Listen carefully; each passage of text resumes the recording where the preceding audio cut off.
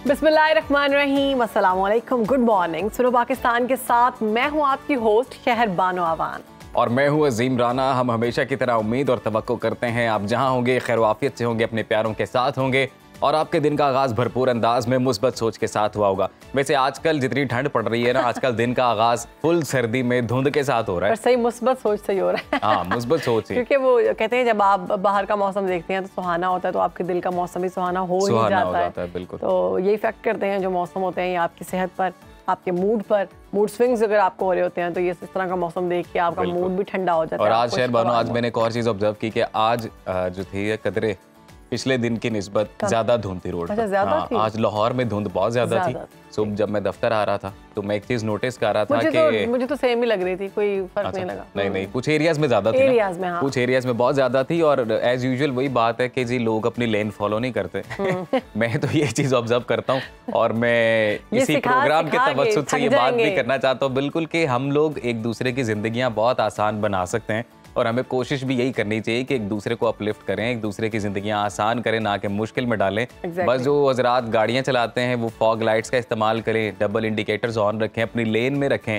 और जो bike, cycle या पैदल हैं उनके लिए भी सेम रूल है। चले डबल इंडिकेटर तो वहाँ नहीं है लेकिन वहाँ पे लाइट्स होती हैं, वो लाइट्स इस्तेमाल कर सकते हैं, फिर अपनी लेन को मत छोड़ा करें। ये कि फॉग लाइट्स जो हैं वो लोगों की मोस्टली खराब होती हैं। तो अगर इस मौसम में अगर आप गाड़ी ड्राइव कर रहे हैं और आपने फॉग लाइट्स ठीक नहीं करवाई तो ये बड़ी गलत बात है। आपको खुद भी नजर नहीं आएगा। दूसरा जो लोग ज़िगज़ैग करते हैं ना रोड के ऊपर, कभी इस लेन में जा रहे हैं, कभी इस लेन में जा रहे हैं, वो बड़ा मसला क्रिएट कोई 10-15 मिनट पहले नहीं कराया करें, कोई बात नहीं। हाँ जी, होता है जिंदगी है, बार बार ऐसा मौका नहीं मिलता। एक दफा जिंदगी मिलती है, दूसरों को भी एक दफा मिली है, आपको भी एक दफा मिली है। अपना ख्याल रखें, दूसरों का भी ख्याल रखें। खैर ये तो अगर हम वैसे थोड़ा पहले निकला है ना तो हम इस फॉग को एंजॉय कर सकते हैं ड्राइव करते वक्त। स्लो एंजॉय करें, मौसम एंजॉय करें। भी सर्दियां वैसे 1-2 महीने के लिए रहेंगी, म्यूजिक लगा सकते हैं अपनी पसंद का और अपने आप को, अपनी कंपनी को एंजॉय करने का आपको मौका मिलेगा। जरा ट्राई करके देखें। तो मेरे ख्याल से हमें भी करना चाहिए। तो 2023 तो हाँ आप तो करते हैं, आपको तो सारे बता रहे होते हैं भाई ये अजीम राना की गाड़ी गुजरी है, फुल वॉल्यूम में गाने लगे होते हैं। एक दिन मैं क्रॉस करी, मैंने कहा ये कौन है जो इतना गाना सुन, पता चला वो मेरा अपने को होस्ट। देखें, आपको सुबह सुबह एक पॉजिटिव एनर्जी की जरूरत है। वैसे तो दिन का आगाज आपको जिस भी चीज से आपको मिलती है आपको करना चाहिए। हाँ बिल्कुल। तो 2023 खत्म होने वाला है, दुनिया में हर साल कुछ मुनफरिद वाकयात होते हैं। 2023 में भी कुछ ऐसे वाकयात रोनुमा हुए जो दुनिया में पहली बार मंजर आम पर आए। इस साल चीनी करेंसी ने अमेरिकी डॉलर को पीछे छोड़ दिया। और एक खबर मैं भी बताऊंगा जी, और वो ये कि 2023 में हमने देखा रमजानुल मुबारक के महीने में लंदन रोशनियों में नहा गया। लंदन के मेयर हैं जी सादिक खान, उन्होंने रोशनियों से रमजानुल मुबारक लिखवाया। फिर उसमें जब लाइट्स ऑन हुई तो क्या नज़ारा था वो। और ये किसी भी बड़े यूरोपीय शहर में पहली बार इस तरह हुआ है कि शानदार तरीके से रमजान का इस्तकबाल किया गया। बिल्कुल, 2023 जो है वो तारीख का गर्म तरीन साल करार दिया गया है और जुलाई में दर्जा हरारत सबसे ज्यादा रिकॉर्ड हुआ। वाकई भाई इस बार बड़ी गर्मी थी इस साल और नवंबर तक गर्मी रही है। अभी इवन मिड ऑफ दिसंबर तक हमें दिसंबर की फील नहीं आ रही थी। अभी आके थोड़ी सी दिसंबर एंड सर्दियों की फील, लेकिन अभी भी बारिशों का इंतजार है। हाँ, अभी वो वाली ठंड नहीं आई जिसमें आपके हाथ उतर रहे होते हैं। बारिश के बाद होगी ना, बारिशें लेट हो गई हैं क्योंकि क्लाइमेट चेंज हो रहा है सर्दी का। बिल्कुल। और चीन ने जनाब एक बड़ा कारनामा सर अंजाम दिया, वो ये कि दुनिया का पहला मीथेन ईंधन इस्तेमाल करने वाला रॉकेट खला में भेजे और ये कामयाब तजुर्बा हुआ जो जुलाई 2023 में किया गया। और ये रॉकेट जो है 2023 जुलाई में अपने मदार में पहुंचा था। मुहक्किकीन ने इस साल मई में जमीन के पर्दे में सुराख करके पहली मर्तबा जमीन के नीचे मौजूद चट्टानों के नमूने हासिल करने में कामयाबी हासिल की है। और इस साल मुहक्किकीन ने कायनात के कदीम तरीन ब्लैक होल के वजूद की तस्दीक की। अंदाजा लगाया गया है कि ये बिग बैंग के तकरीबन 470 मिलियन साल पैदा हुआ। हाँ जी, साल 2023 बड़ा ही इंटरेस्टिंग है। इसमें तिब्बी हवालों से भी कई नए तजुर्बात, कामयाब नताइज सामने आए। साइंसदान जो है उन्होंने एक तजुर्बा किया 2 मेल चूहों यानी कि 2 नर चूहों से एक बच्चा पैदा करने में वो कामयाब हो गए। Oh really?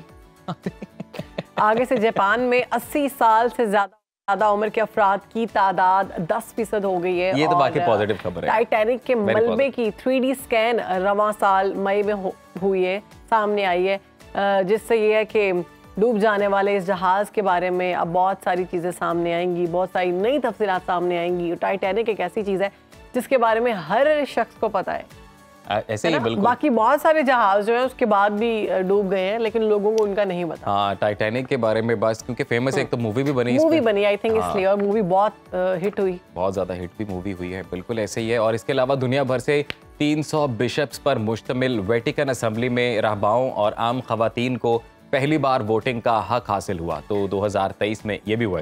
तो कोरिया के मारूफ पॉप ग्रुप BTS की अगर बात की जाए तो इससे ताल्लुक़ रखने वाले जेमिन उनके एक फ़र्द हैं जो इस साल अप्रैल में अमेरिका में सबसे ज़्यादा मकबूलियत रखने वाले जनूबी कोरिया के पहले सोलो आर्टिस्ट बन गए हैं।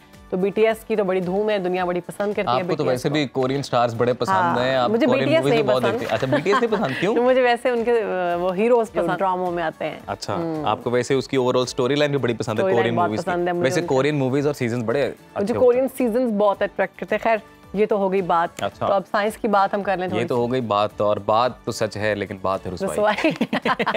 और साल 2023 के बारे में ये इंटरेस्टिंग जो डेवलपमेंट्स थी वो हमने आपके साथ शेयर की हैं। और अब आगे बढ़ते हैं जी। तो आगे बढ़ते हुए आपको ये बताते हैं कि सुनने में तो एक साइंस फिक्शन लगती है, ख्याल लगता है, मगर बहुत जल्द हम चांद पर पहुंचने के लिए लिफ्ट की मदद लेंगे। जी हाँ, वाकई अमेरिकी खलाई इदारे नासा की जानिब से आर्टेमिस 3 और 4 मिशंस के जरिए इंसान 5 दहाइयों के बाद चांद की सतह पर वापस कदम रखेंगे और वहां पर स्पेसशिप लैंडर को उतारने के लिए लिफ्ट की मदद ली जाएगी, जो स्पेस एक्स के स्टारशिप ह्यूमन लैंडिंग सिस्टम का हिस्सा है।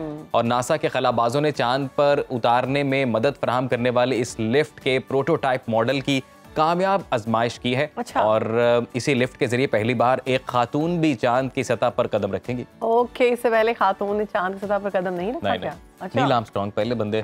दूसरा कौन थे? मुझे नहीं आता, मेरा ध्यान ले रहे हैं। नहीं, मैं आपको मजेदार बात बताऊं, इसके बारे में लतीफा याद आ गया। क्या? वो कहते हैं जी पहला कदम किसने रखा? उन्होंने बोला नील आर्मस्ट्रांग ने। दूसरा भी उसी का था। कहते दूसरा भी उसी का था, वो लंगड़ा था। अच्छा, मजे की बात है। मजे की बात यह है कि चांद पर ही जो हम कुछ अर्सा पहले बात कर रहे थे कि लोग चांद पे बुकिंग करवा रहे हैं, और लोगों ने क्या करना है कि ये जो सोसाइटी बनाने वाले लोग हैं इन्होंने चांद पर कब्जा करना शुरू कर देना और इन्होंने कहना है जी यहाँ पे तो हम 5 मरले का प्लॉट, 10 मरले का प्लॉट इतना देंगे, हाँ एक साथ पर देंगे और आप आ जाएं चांद में, आपको बुकिंग मिलेगी कॉर्नर प्लॉट में। तो चांद में भी बुकिंग जारी हो गई है। अब लिफ्ट का सिलसिला शुरू हो चुका हुआ है, आप लिफ्ट के जरिए जा सकते हैं। पता नहीं क्या सिलसिला है, कितना वक्त लगता है, क्या है। खातून जो है वो जाएंगी फर्स्ट टाइम, तो देखना ही होगा कि खातून जो है उनका कैसा एक्सपीरियंस रहता है, ये भी चीज़ सामने आएगी। मौसम की बात कर लेते हैं एक दफ़ा फिर से। तो लाहौर से मौसम के हवाले से हमें अपडेट करेंगी हमारी नुमाइंदा ज़ैनब शहबाज। ज़ैनब, बताइएगा इस वक्त मौसम की क्या सूरत हाल है? फॉग अभी भी है? आज लाहौर में फॉग बहुत ज्यादा है, धुंध में रास्ते गुम हो चुके हैं, शहरियों को सफर करने में मुश्किलात हैं। वैसे तो लाहौर के अंदर की बात करें तो बहुत शिद्दत कम होती है, पिछले कुछ दिनों में देखा हमने, लेकिन आज जो है वो धुंध की शिद्दत बहुत ज्यादा है। और जो शहरी सफर कर रहे हैं वो बेचारे अब सोच रहे हैं कि किस तरफ जाना है और किस तरफ ना जाएं, क्योंकि रास्ते बिल्कुल भी नजर नहीं आ रहे थे। लेकिन अब थोड़ी सी कमी वाक़या हुई है, लेकिन अभी मुकम्मल तौर पे धुंध की जो शिद्दत है वो खत्म नहीं हुई। और लाहौर के मुलिका इलाके इस वक्त धुंध की लपेट में है और शदीद लपेट में है, जिसकी वजह से जो लाहौर से इस्लामाबाद जाने वाली मोटरवे है M2, M3 और M4 जो है वो बंद कर दी गई है। अभी तक गुज़श्ता रात से ही बंद थी 8 बजे से, क्योंकि शदीद फोग जो है हो गई थी। लेकिन इसके साथ ही साथ इंतजामिया ने जो है वो SOPs भी बताए हैं कि आप फोग लाइट्स का इस्तेमाल करें, फासला रखें ताकि किसी भी मुश्किलात में ना आ सके। अब लेकिन ओवरऑल लाहौर का मौसम जो है इस वक्त अगर एंजॉय करने की बात करें तो बहुत ही खूबसूरत है, क्योंकि इस वक्त ठंडी हवाएं चल रही हैं और दिसंबर जा रहा है, आखिरी दिन है, तो दिसंबर बाकायदा तौर पे अपने रंग दिखा रहा है कि मौसम जो है वो दिसंबर में किस तरह से होता है। तो इस वक्त भी ठंडी हवाएं चल रही हैं और शदीद सर्दी जो है वो इस वक्त महसूस हो रही है। दर्जा हरारत बिल्कुल लाहौर में तो शदीद सर्दी महसूस हो रही है और धुंध भी हम देख सकते हैं कि काफ़ी ज़्यादा है। और बिल्कुल ज़ैनब, आपने सही कहा है कि जो ड्राइवर्स हैं वो फॉग लाइट्स का ज़रूर इस्तेमाल करें। अब हम कराची की बात करते हैं जी, और कराची का मौसम इस वक्त कैसा है, हाल है, ये जान लेते हैं। हबीब खान हमारे साथ वहाँ से मौजूद हैं। हबीब, बताइएगा इस वक्त शहर कायद की क्या सूरत हाल है मौसम से मुतल्लिक? बिल्कुल, देखिए कराची शहर की अगर बात करें तो रातों में और सुबह के वक्तों में तो कराची में इस वक्त जो है वो सर्दी की शिद्दत महसूस की जा रही है और दिसंबर का महीना जैसा होना चाहिए वैसा दर्जा हरारत भी अब कराची में आना शुरू हो चुका है। 12 डिग्री आज रात भी कराची में जो है वो रिकॉर्ड किया गया कम से कम दर्जा हरारत, मगर दिन जो है वो कराची में थोड़े से अभी गर्म दिख रहे हैं। और गुज़िश्ता 2 रोज़ के दौरान हमने देखा कि फ़िज़ाई आलूदगी और उसके साथ साथ फ़िज़ा में जो नमी का तनासुब है उसमें थोड़ा इजाफा हुआ है और उसकी वजूहात महकमा मौसमियात की जानिब से ये बताई जा रही हैं कि कराची में जो साइबेरियन हवाएं कहलाती हैं, जो कि बलूचिस्तान की डायरेक्शन से कराची की तरफ बढ़ती हैं, उनमें कुछ रुकावट है, और वो रुकावट है अरेबियन सी से आने वाली हवाओं की वजह से। तो गुज़िश्ता 2 रोज से हम देख रहे हैं कराची में दिन के वक्त में थोड़ा सा दर्जा हरारत में इजाफा हुआ है। इतनी ठंड नहीं होती वहाँ पर, इतनी ठंड होती है कि आप एक शॉल लेकर एंजॉय कर सकते हैं, और बस वही सर्दी है और आप पतला सा कंफर्टर लेते हैं। तो अभी भी मामलात वैसे ही हैं, पंखा चल रहा होता है, गाड़ी में एसी चल रहा होता है। बिल्कुल ऐसा ही है, बिल्कुल ऐसा ही है। कराची में 2 दिन में मैं जिस तरह आपको बताया ना कि हम एक ही दिन में सारे मौसम महसूस कर लेते हैं। सुबह में हमें सर्दी लगती है, दिन में हमें गर्मी लगना शुरू हो जाती है, शाम में थोड़ी सी जो है वो खिजा और बाहर का मौसम आता है, और रात में फिर दोबारा सर्दी आ जाती है। तो कराची की तो बड़े लकी हाल होती है, जैकेट भी पहननी पड़ती है, टी शर्ट। बिल्कुल तो अभी एक ही दिन में तो हर तरह के मौसम एक्सपीरियंस कर लेते हैं आप लोग। ये बताएं, एक ही दिन में हर तरह के खाने भी ट्राई कर लेते हैं फिर, जिस तरह के पकवान होते हैं, क्योंकि मौसम के एतबार से फूड भी चेंज होता है ना? बिल्कुल ऐसा ही है। तो मौसम के हिसाब से कराची वाले अपने मूड को भी एडजस्ट करते हैं। सुबह में पाए और निहारी खाते हैं, और दिन में हल्के खाने, और रात में फिर जो है वो उसके हिसाब से खाने खाए जा रहे होते हैं। तो 2 जो मजे हैं कराची वालों के वो पूरे भरपूर रहते हैं। साल का मजा आखिरी दिसंबर के 10 दिन और जनवरी के जो शुरू के 10 दिन होते हैं वो भरपूर तरीके से एंजॉय करते हैं कराची वाले। नाश्ते के मजे हो, मौसम के मजे हो। सर्दी में तो डिफरेंट कपड़े, आप अगर ऑफिस जा रहे हैं या फिर कहीं भी जा रहे हैं तो कैसे मैनेज करें? बिल्कुल ऐसे ही मैनेज कर रहे हैं। अभी सुबह का वक्त है, ठंडी हवा है, तो जैकेट पहनी है। अभी थोड़ी देर बाद अंदर जो टी शर्ट के अंदर घूमना पड़ेगा, और रात में फिर दोबारा जैकेट जो है वो पुट ऑन करनी पड़ेगी। तो ये कराची का मौसम ऐसा ही है। कपड़े भी इसी हिसाब से मैनेज होते हैं, सफ़र भी इसी हिसाब से मैनेज होता है। अगर मोटरसाइकिल सवार है तो वो अपनी एहतियात बरतने के लिए ज़रूर जैकेट और अपर्स का इस्तेमाल करते हैं, लेकिन अगर गाड़ी में आप सफ़र कर रहे हैं तो आप एसी का इस्तेमाल भी साथ साथ कर रहे हैं। तो कराची में सर्दी इसी लेवल की होती है, और इसी तरह से हम देखते हैं। लेकिन कुछ जो है वो पेश गोई है महकमा मौसमियात की जानिब से, अच्छी नवीद है कराची वालों के लिए मजीद, कि सर्दी की जो शिद्दत है, जो सर्दी की शिद्दत में इजाफे के एक और जो है वो नवीद सुनाई गई है। 28 और 29 दिसंबर से कराची में दर्जा हरारत जो है वो सिंगल डिजिट तक जा सकता है, और शहर में जो सर्द हवाएं हैं उनमें इजाफा हो सकता है। तो कराची वालों के आइंदा 5-6 रोज जो है वो मजीद अच्छे हो सकते हैं। लाहौर हमारे साथ मौजूद है। कराची वालों को देखने को मिल सकती है। हमने जान ली, हबीब हमारे साथ ही रहेगा। लाहौर की जानते हैं फिर से ज़ैनब से। ज़ैनब, आप किस तरह से सारे मौसम को लेकर चल रही हैं? क्योंकि यहाँ पर भी कुछ मामलात ऐसे ही हैं, कराची जैसे ही हैं। पहले बहुत ठंड होती है, फिर थोड़ा सा अगर धूप निकलती है तो मौसम हल्का सा गर्म हो जाता है, और फिर ठंड हो जाती है। तो मैं अभी देख रही हूँ आपने कोई कैप नहीं पहनी हुई, बाल आपके उड़ रहे हैं, बीमार हो जाएंगे आप तो। शहरबानो, बिल्कुल जैसे हबीब ने बताया, लाहौर में भी यही है कि पिछले कुछ 2-3 दिनों में दिन में धूप निकल आती थी, और धूप में आपका दिल करता है कि जब आप फील्ड में होते हैं तो आप जैकेट उतार दें और इस मौसम को एंजॉय करें। और आज मैं भी कुछ इस तरह से सोच के आई थी कि मैं इस मौसम को एंजॉय करूंगी, लेकिन मेरी बदकिस्मती के इस वक्त ठंडी हवाएं चल रही हैं और मैं इस सिंगल शर्ट में मौजूद हूं। फॉग तो है लाहौर में, फॉग तो काफी ज्यादा है। स्मोक की क्या सूरत हाल है लाहौर में? अजीम, स्मोक जो है उसकी शिद्दत अभी थोड़ी सी कम है, क्योंकि लाहौर दुनिया या लुगतरीन शहरों में 5वें नंबर पे इस वक्त आ रहा है, और जो पिछले 3-4 दिनों का अगर हम लोग बात करें तो वो पहले दूसरे तीसरे नंबर पे था, क्योंकि अभी बारिश नहीं हुई है। कुदरती बारिश उस तरह से नहीं हुई है दिसंबर के महीने में, जिसकी वजह से धुंध और जो स्मोक की शिद्दत है उसमें कमी आ सके। लेकिन फिलहाल आइंदा आने वाले 3 से 4 रोज शहरियों को ऐसे ही गुजारने पड़ेंगे। महकमा मौसमियात के मुताबिक आइंदा जो चंद दिन है वो बारिशें बिल्कुल भी नहीं है। उधर जो मसनूई बारिशों का तजर्बा किया गया था उसका फिलहाल कोई खासा हमें ऐसा रिजल्ट नहीं मिला। अच्छा, लोग बड़े कंफ्यूज हैं कि आपके पीछे जो नजर आ रहा है ये फॉग है या स्मॉग है?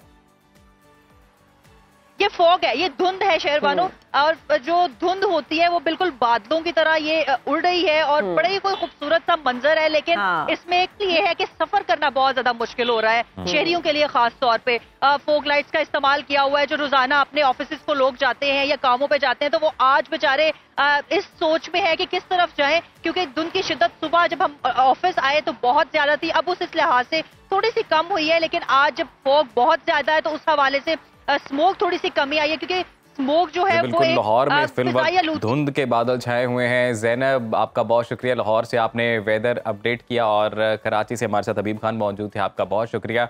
तो वही सूरत हाल है शहरबानो, जो मैं सुबह आपको बता रहा था कि सुबह जब मैं दफ्तर में आ रहा था तो रास्ते में मैंने शदीद धुंध देखी है, और वाकई जीरो विजिबिलिटी थी कुछ एरियाज में। मैं देखती थी कि कराची और लाहौर का जो फर्क था, मतलब हम बैकग्राउंड पे देख सकते थे, वो बड़ा डिफरेंट था। इस्लामाबाद में भी हम लेकर जाएंगे, वहाँ के वेदर के बारे में भी जानेंगे लेकिन वैसे मैं ये सोचता हूँ कि कराची वाले तो बेचारे तरसते ही रहते होंगे फिर सर्दियों में। मौसम को वहाँ बारिश होती है तो लोग इस तरह से एंजॉय करते हैं, इतने खुश होते हैं। जब फर्स्ट टाइम कराची गई I was like oh my God बारिश हो रही है, इतने खुश क्यों हो रहे हैं। फिर मुझे वहाँ रहने के बाद अंदाजा हुआ कि वाकई खुश होना है। फिर मैं भी वैसे खुश होती थी, भंगड़े डालती थी कि बारिश हो रही है। तो इस्लामाबाद का मौसम जान लेते हैं, समन गुल हमारे साथ मौजूद है। समन बताइएगा मौसम कैसा है इस्लामाबाद का?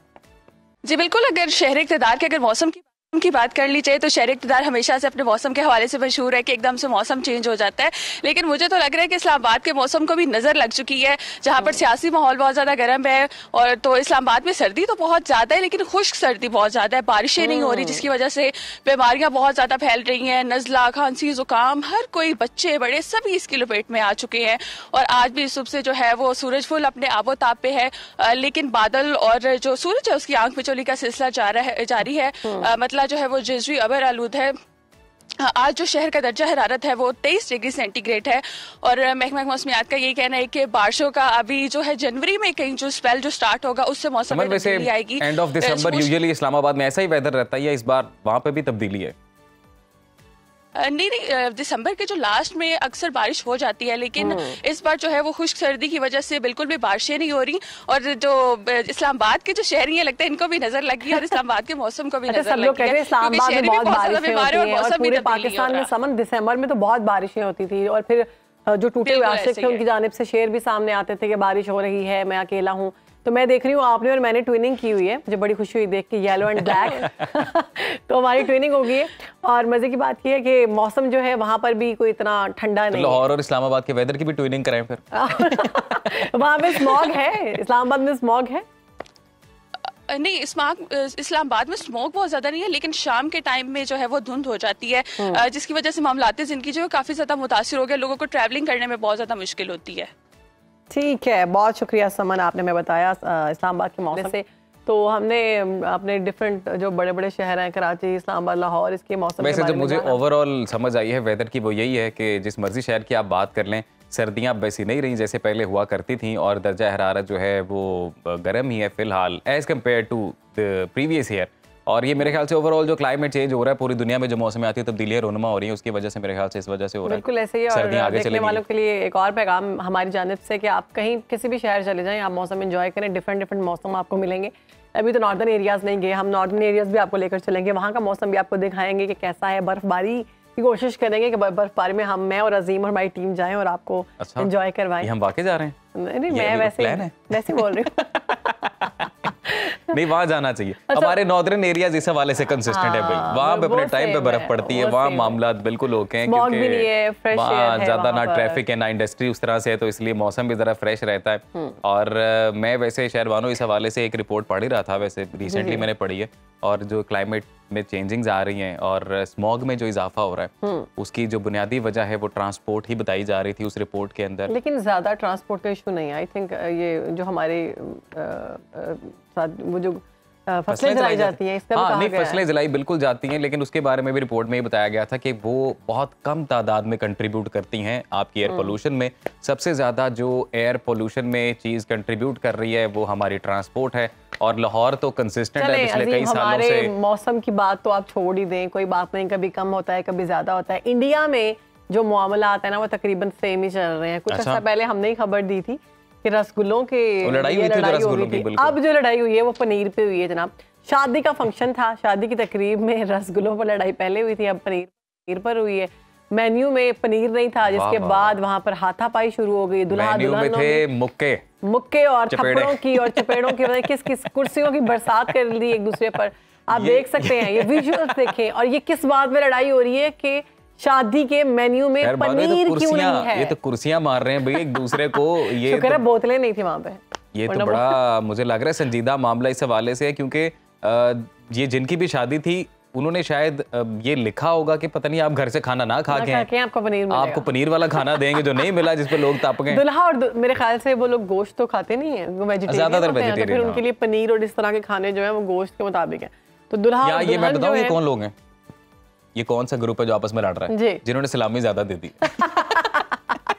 दुल्हा और दुल्हन जो है, मुझे दुख हुआ ये देख के वो भी एक दूसरे पर लातों मुक्कों और थप्पड़ों की बरसात कर रहे थे। मुझे लगा वो तो साइड पे हो गए होंगे कि चलो ये लोग तो तमाशा कर रहे हैं, हमारी तो शादी है, हमें तो इस चीज से बचना है, लेकिन ऐसा नहीं है, वो लोग भी इस चीज में मुकम्मल तौर पर शामिल है। शहर बानो, मैंने एक चीज ऑब्जर्व की है, जब भी आप शादी ब्याह पे जाते हैं ना, लोग पहले देखते हैं मेन्यू कि खाना किस तरह का है, फिर उस हिसाब से सलामी डिसाइड होती है कि कितनी। हाँ, ये बड़ा भाई।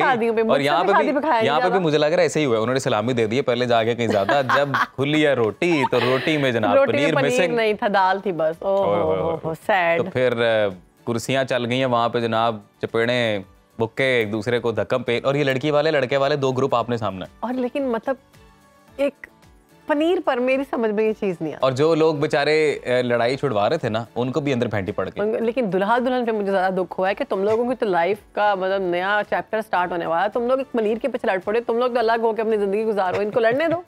वो भी एक दूसरे पर थप्पड़ों की, मुक्कों की, चपेड़ों की, कुर्सियों की बरसात कर रहे हैं। ये वैसे ये था, क्या बोलते हैं, एक चीज में दो मजे। और वो ये था, वो मैं बताता हूँ किस तरह से।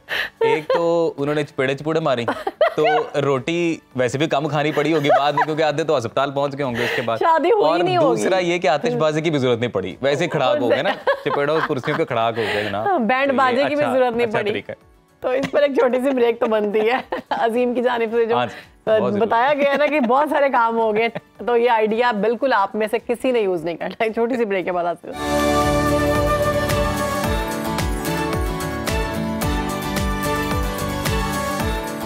तो व्यूअर्स, आज हम बात करेंगे एक अहम टॉपिक पर, और वो है निकाह। निकाह को हमारे यहाँ आम तौर पर एक रस्म के तौर पर लिया जाता है, और निकाहनामे में मौजूद शीखों को अमूमन नज़रअंदाज कर दिया जाता है। बाज़ औक़ात उन्हें पढ़ने की भी ज़रूरत महसूस नहीं की जाती।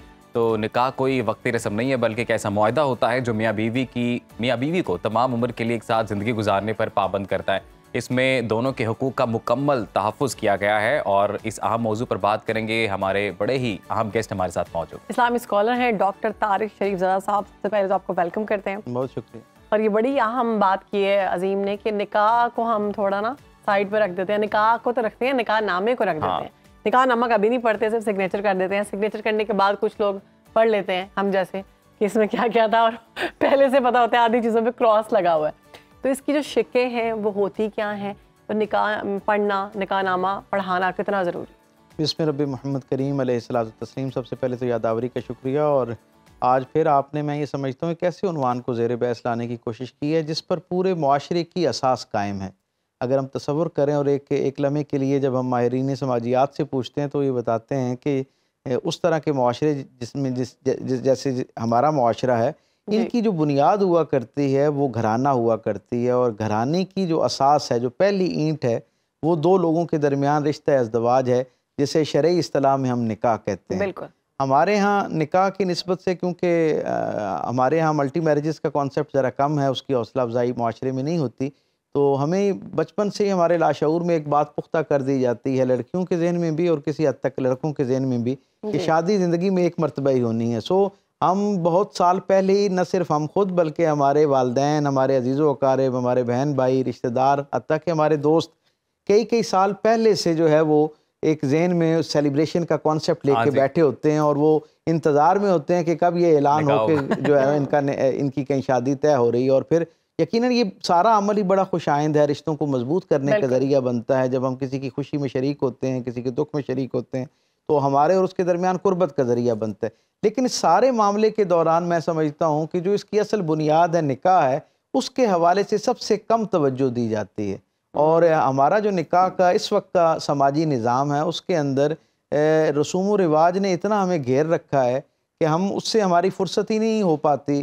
कलर कॉम्बिनेशंस और मैचिंग्स, और जो हमारे यहाँ बाकी वो एक आपस में शो ऑफ का एक कॉन्सेप्ट है, और ये सारी चीज़ें हैं, उनमें हम इतना आगे चले गए हैं और इतना फ़िक्रमंद हो जाते हैं उसके बारे में, और उसे ज़िंदगी और मौत का गोया मसला बना लेते हैं कि जो असल बुनियाद होता क्या। मैं हमेशा ये कहा करता हूँ कि ये जो बाकी सब कुछ हम शादी की खुशी के नाम पे करते हैं, ये खुशी एक दिन की खुशी हुआ करती है, या बहुत इसको तवालत दे दें तो एक हफ्ते की खुशी हुआ करती है। जब ज़िंदगी नॉर्मल होना शुरू होती है और सारे दोस्त अहबाब, रिश्तेदार, बहन भाई, हत्ता के वालिदैन सब अपने अपने घरों और अपने अपने कमरों में चले जाते हैं ना, तो फिर उस वक्त अंदाज़ा होता है कि सारे अमल के अंदर जो सबसे देर पा खुशी थी, उसका इन्हिसार उस निकाह के दरमियान है, उसके अंदर मौजूद है, जिसे हम एक समाजी मुआहिदा कहते हैं, और शरई इस्तिलाह में उसको एक शरई कॉन्टेक्ट हम कह सकते हैं। अगर आप देखें ना, दीन इस्लाम ने जितनी निकाह की हौसला अफजाई फरमाई है ना, उतना ही उसको आसान भी बनाया है। ये बड़ी अहम बात है, इस पर बहुत कम तवज्जो रहती है दोस्तों की। आप ये देखें कि इतना आसान है कि इसमें सिर्फ 2 फ़राइज़ हैं, यानी 2 लोगों का इजाबो कबूल करना और 2 लोगों का बतौर गवाह मौजूद होना, कि वो 2 लोग जो थे उन्होंने कोई मुआहिदा किया था, अल्लाह को अपने दरमियान रख के, अल्लाह की तालीमात का एहतराम और इकराम, ये जो अल्लाह को दरमियान में रख के या अल्लाह को गवाह बना के 2 लोग आपस में इजाबो कबूल करते हैं, इसका तसव्वुर असल में ये है कि मेरे और आपके दरमियान 2 लोग जो इनके दरमियान मुआहिदा हो रहा है, वो दोनों मियाँ और बीवी के तौर पर आपस में एक वादा करते हैं, एक ऐलान करते हैं कि हमारे दरमियान जब कोई तनाज़ा पेश होगा तो हम उसके फैसले में अल्लाह की राय, अल्लाह के हुक्म, अल्लाह के फरमान को हतमी बात समझेंगे। सही है। और अल्लाह के, और ये क्यों कहते हैं हम, इसलिए कहते हैं कि हमारा यकीन होता है कि अल्लाह के फरमान में हम दोनों के हुकूक की एक तरह की हिफाजत मौजूद है। तारिक साहब, कौन सी शिकें हैं एग्जैक्टली निकाहनामे में जो इग्नोर की जाती हैं? आप ये देखिए ना, निकाहनामे के अंदर हमारे यहाँ तो जैसे अभी आपने कहा, और ये बड़ी सच्ची बात है, और ये शायद अब जब आपने कहा होगा तो न जाने कितने लाख लोगों ने ये सोचा होगा कि हमारे साथ भी यही मामला रहा कि हम मुरव्वत में दोनों को निकाहनामा नहीं पढ़ाते, बाद में पढ़ते हैं, और बहुत बाद में हमें जो नजर आना शुरू होता है, या खुदा ना खास्ता जिस वक्त कोई तनाज़ा पैदा होता है तो फिर दोनों घराने उस निकाहनामे पे वापस जाते हैं, उसको खोल के पढ़ते हैं, पता चलता है कि वो सारे हुकूक के नाम पर जो उसके अंदर शिकें मौजूद थी, उन सब पे तो हमने मुरव्वत में और बदशगुनी के डर से उसको काट दिया होता है। मैं हमेशा ये कहा करता हूँ कि हमें जिस वक्त निकाह का एक डिसिप्लिन कायम करने जा रहे हो ना, तो जहाँ हफ्ता 10 दिन पहले जब आप कार्ड छपवाने लगते हैं ना, शायद उससे भी पहले हमें जब लड़का और लड़की से उनकी मर्जी पूछी जाती है ना, उसी वक्त ही उनको निकाहनामे की एक फोटोकॉपी दे देनी चाहिए, खाली निकाहनामे की, ताकि वो उसके ऊपर हफ्ता 10 दिन फोकस करें, सोचें और उसमें देखें कि इसके अंदर मेरे लिए हुकूक कौन से हैं और मेरे ऊपर इन शराइत की नतीजे में जिम्मेदारियां कौन कौन सी आने वाली हैं। जब आप उन दोनों को ज़हनी तौर पर, यानी आप उनके साथ जेल कर जाते हैं और आपको समझ आना शुरू हो जाती है कि इसमें मेरे साथ जो मेरा लाइफ पार्टनर बनने जा रहा है उसकी जिम्मेदारी मुझ पे क्या आ सकती है शराइत की झैल में, और हुकूक कौन से उसके मेरे जिम्मे हो सकते हैं और फ़राइज़ कौन से हो सकते हैं, तो ऑटोमेटिकली एक बैलेंस रिलेशनशिप जो है उसका आगाज़ होना शुरू होता है। जिस माशरे में हम रहते हैं वहाँ पर तो इस बात को बड़ा माइंड किया जाता है कि जी ये इसने निकाह में ये लिखवा लिया, ये पहले से ही सोच रहे हैं हक महर नहीं, तलाक के बाद अगर कोई चीज़ लिखवाई जाए कि इतना सोना या इतनी चीज़, तो कहा जाता है कि ये तो बहुत बुरी बात है, इसने तो पहले से सोचती है मेरी तलाक हो जाएगी। आप ये देखिए जो निकाह नामा है ना, इसके अंदर इस वक्त जो पाकिस्तान में राइज निकाह नामा है, इसकी 25 शिक्के हैं, 25 उसके कालम बने हुए हैं। अच्छा। हमारे यहाँ देखें कि नाम, वल्दियत और गवाहान और उनके नामों के अलावा और बाकी किसी चीज़ पे फोकस नहीं किया जा रहा होता। दूसरा जो बदशगुनी वाली बात है, मेरा इस पे मौक़िफ़ ये है कि अल्लाह के रसूल सल्लल्लाहु अलैहि वसल्लम से ज़्यादा कोई अल्लाह से खुशगुमान हो सकता है, अल्लाह से बेहतरी की उम्मीद रख सकता है, लेकिन रसूल रहमत सल्लल्लाहु अलैहि वसल्लम ने अपने ज़माने के अंदर असहाब के दरमियान निकाह होते वक्त ये जो शराइत हैं उनकी हौसला अफजाई फरमाई है। इससे पहले अरबों के यहाँ रिवाज ये मौजूद था कि वहाँ औरत को शर्त रखने का कोई तसव्वुर ही मौजूद नहीं होता था कि औरत की तरफ से कोई शर्त रखी जाए। रसूल अल्लाह सल्लल्लाहु अलैहि वसल्लम ने बिल एहतमाम इसका आगाज किया और इसको राइज किया और अपने घर से इसको राइज किया। सरकारे दो आलम के अपने जो निकाह हैं उनमें अगर आप देखें तो आपको अंदाजा होगा कि रसूल अल्लाह सल्लल्लाहु अलैहि वसल्लम ने किस दर्जे की कुशादगी और हुकूक व फराइज का कैसा खूबसूरत तवाज़ुन उसके अंदर रखा है। तारिक साहब, जैसे ये बहुत ज़बरदस्त बात की आपने, इसके अलावा जैसे निकाह नामे की बात हो रही है तो हमने बहुत सारे ऐसे केसेस देखे हैं जो कि इस्लाम के बिल्कुल मुतरादिफ हैं, उसके खिलाफ हैं, कि हम लड़की से इजाज़त ही नहीं लेते कि फ़लाँ शख्स से आपका निकाह करने जा रहे हैं, बस हमें ये कहा जाता है कि तुम्हारी इज्जत का सवाल है। मुझसे मैं ये हमेशा ये कहा करता हूँ कि हम सब कहते हैं कि जी हमारी गैरत इसकी इजाज़त नहीं देती कि हम अपनी बेटियों से पूछें, छोटी बहनों से पूछें कि जी उनके लिए फ़लाँ शख्स बतौर लाइफ पार्टनर के कबूल है या नहीं है। अल्लाह के रसूल से ज़्यादा कोई गैरतमंद हो सकता है? हमने क्यों ये दोहरे मेआरात के साथ ज़िंदगी गुजारने का तर्ज इख्तियार कर रखा है? अल्लाह के रसूल से ज़्यादा कोई गैरतमंद बाप हो सकता है? सैयदा कायनात हज़रत फ़ातिमा ज़हरा सलामुल्लाह अलैहा जो हैं उनसे बढ़कर कोई बाहया बेटी किसी की हो सकती है? लेकिन सरकारे दो आलम उनके निकाह के वक्त भी उनके सामने तजवीज़न 3 रिश्ते रखते हैं और फिर जनाब अली करमुल्लाह वजहुल करीम के बारे में उनसे यानी मुशावरत करते हैं और उनको गोया पूरा राइट देते हैं, हक देते हैं कि वो गौर व फिक्र करने के बाद अपनी राय का इजहार करें। तो कहने का मकसद ये कि अगर उस इतने पाकीज़ा रिश्ते के दरमियान दो लोग जो हैं वहाँ सरकारे रिसालत माब सल्लल्लाहु अलैहि वसल्लम जैसी इजाज़त हस्ती जो है वो अपनी वफादार और जिसे कहते हैं ना हयादार और फर्मा बरदार बेटी से पूछने के लिए एक रिवायत कायम कर रहे हैं, तो आज के ज़माने के पेरेंट्स के लिए मैं समझता हूँ इससे बढ़कर और क्या जवाज और मिसाल हो सकती है। हमारे जो निकाहनामे के शिके हैं उसमें किस तरह से औरत के हकूक का तहफ़्फ़ुज़ किया गया और कौन से एग्जैक्ट शिके हैं कि जिनका ख्याल करना चाहिए निकाहनामा पढ़ते वक्त? मैंने जिस तरह कहा ना कि उसके कुछ 25 के करीब कालिब हैं, बिलखुसूस 13 से लेके 16 तक की जो शिके हैं वो निकाह के अंदर हक महर जो है उसके हवाले से हैं, और फिर 13 से आगे जो शिकें बनती हैं वो डायरेक्टली और इनडायरेक्टली जो हक महर की तफसील कह लें और जो हक महर के अलावा तहाइफ हैं या शराइत हैं उनके हवाले से बड़ी खूबसूरत तफसील मौजूद है। मैं इसलिए नहीं कि मैं पाकिस्तान में हूँ और आपके और मेरे दिल इसकी मोहब्बत में महकते हैं, ये एक बड़ा कॉम्प्रिहेंसिव डॉक्यूमेंट है और बड़ा कॉम्प्रिहेंसिव एग्रीमेंट बनाया गया है और बड़ा गौर व फिक्र के बाद यानी कानूनी पेचीदगियों को भी मद्देनजर रखते हुए निकाह के सफ़र को बखूबी आगे बढ़ाना हो तब भी, और अगर दो लोगों ने ये तय कर लिया हो कि उन्होंने आपस में आगे चल के कहीं जुदा होना है तो हर दो सूरतों में ये निकाह नामा कम से कम मुश्किलात जो है ना उसका सामना करने का जरिया बनता है, यानी ये एक फैसिलिटेशन का सोर्स बनता है। अब मैंने जैसे अर्ज किया ना कि अब जो 13 से 16 तक की शिकें हैं, इन 4 शिकों के अंदर बहुत तफसील के साथ अकमैर जो है ना उसके बारे में गोया पूछा जा रहा है और कहा जा रहा है कि शर्माओ नहीं, आपस में तय करो, उसको ब्लैक एंड वाइट में उस डॉक्यूमेंट का हिस्सा बनाओ, ताकि कल खुदा न खास्ता जब किसी वक्त कोई सूरत हाल ऐसी पैदा हो तो उस वक्त इसके ऊपर कम से कम एम्बिग्यूटी ना हो, इसके ऊपर कोई जो है ना वो मसाइल पैदा ना हो और ये मजीद रंजिश के बढ़ने का, नफरत के बढ़ने का क्योंकि जरिया ना बने। उसका सबब ये है कि हमारे यहाँ दो लोगों के दरमियान निकाह नहीं होता। मैं हमेशा कहा करता हूँ कि निकाह का इजाबो कबूल तो दो लोगों के दरमियान होता है, लेकिन रिश्ता जो है ये दो खानदानों के दरमियान बन रहा होता है। इसलिए बहुत सारे दिल जिनके दरमियान आपस में मोहब्बत का, एहतराम का, आगे चल के कारोबार का, न जाने और कितने रिश्ते आपस में एस्टेब्लिश हो चुके होते हैं, इस एक कमजोरी की वजह से वो सारे के सारे जो है मुतासिर होते हैं। निकाह की बात तो कर रहे हैं, तलाक के बारे में भी हमें इंफॉर्मेशन है, बहुत सारे लोग हैं उनको खुला के बारे में नहीं पता, खुला कैसे ले सकते हैं, इस्लामिक पॉइंट ऑफ व्यू से क्या हक दिया गया है वो बताइए। जो हमारे यहाँ ये निकाह नामा है इसके अंदर बड़ी वजाहत के साथ ये बात मौजूद है कि जो तलाक का हक है खुला बुनियादी तौर पे औरत की तरफ से ऐलान बरात है, अलहदा होने का ऐलान है, जैसे तलाक मर्द की तरफ से ऐलान बरात है, यानी इस रिश्ते को खत्म करने का, इस कॉन्ट्रैक्ट को, इस गोया मुआहदे से दस्तबरदार होने का ऐलान है। बिल्कुल इसी तरह ही जो खातून है उसको अल्लाह रब्बुल इज़्ज़त की तरफ से, यानी ये एक हमारे निज़ाम तक ये बात पहुंची कि हमारा निकाह नामा खातून को ये इजाज़त देता है, यानी उसके लिए एक फैसिलिटेशन का सोर्स बनता है कि तय कर लिया जाए कि क्या औरत को तलाक का यानी ऐलान बरात का, अलहदा होने का, इस रिश्ते से आज़ाद होने का, इस एग्रीमेंट से बाहर आने का इख्तियार दिया गया है या नहीं दिया गया। सबसे पहले तो ये बात एक तय है, न सिर्फ ये कि यहाँ तक ये बात तय है जो इसके साथ है, बल्कि पाकिस्तान का जो कानून है और फैमिली लॉज जो हैं वो ये बताती हैं कि हमें यानी इसके बाद भी खातून अगर उसको ये पूरी यानी आपस में दोनों ख़ानदानों की कोशिश के बावजूद, दोनों अफराद की कोशिश के बावजूद और फिर दोनों ख़ानदानों की कोशिश के बावजूद और दयानतदाराना कोशिश के बावजूद अगर दो लोगों को इस रिश्ते में बहाल नहीं रखा जा सकता, इस रिश्ते के टूटने की कोई सूरत पैदा हो रही है तो फिर,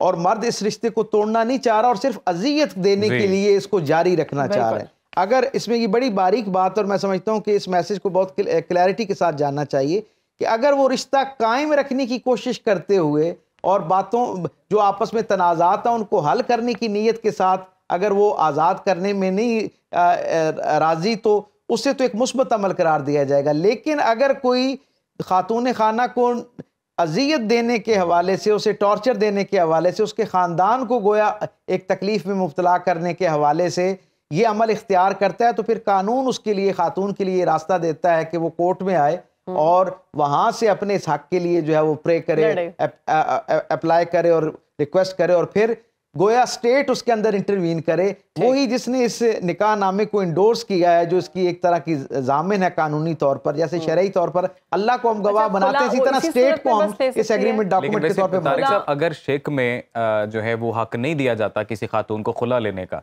और खुदा ना खास्ता बाद में जिंदगी ऐसी हो जाती है कि वो रिश्ता नहीं चल पा रहा, तो उस सूरत उसके लिए कोर्ट, मैंने जैसे अर्ज किया ना कि अगर इसके अंदर लिखा है तो फिर तो मामला बहुत आसान है, अगर नहीं लिखा हुआ तो फिर कोर्ट का हक जो है, कोर्ट के जरिए इस हक का इख्तियार किया जाना और हासिल करना, उसका दरवाजा तो हर वक्त खुला है। अच्छा, खुला की जो इजाजत है, बड़ा इसमें आपने मुझे सवाल बड़ा अहम है जो आपने बात की कि अगर शौहर जो है वो जुल्म कर रहा है और औरत उसके साथ नहीं रहना चाहती तो खुला, अगर औरत को शौहर पसंद ही नहीं है और शौहर जुल्म नहीं कर रहा तो उस सूरत में खुला ले सकती है? ये पूरी कोशिश तो देखें, ये जितना भी अमल है ना, दीन रहमत का जितना निज़ाम हम तक पहुंचा है, उस सारे की रूह जो है वो दयानतदारी है।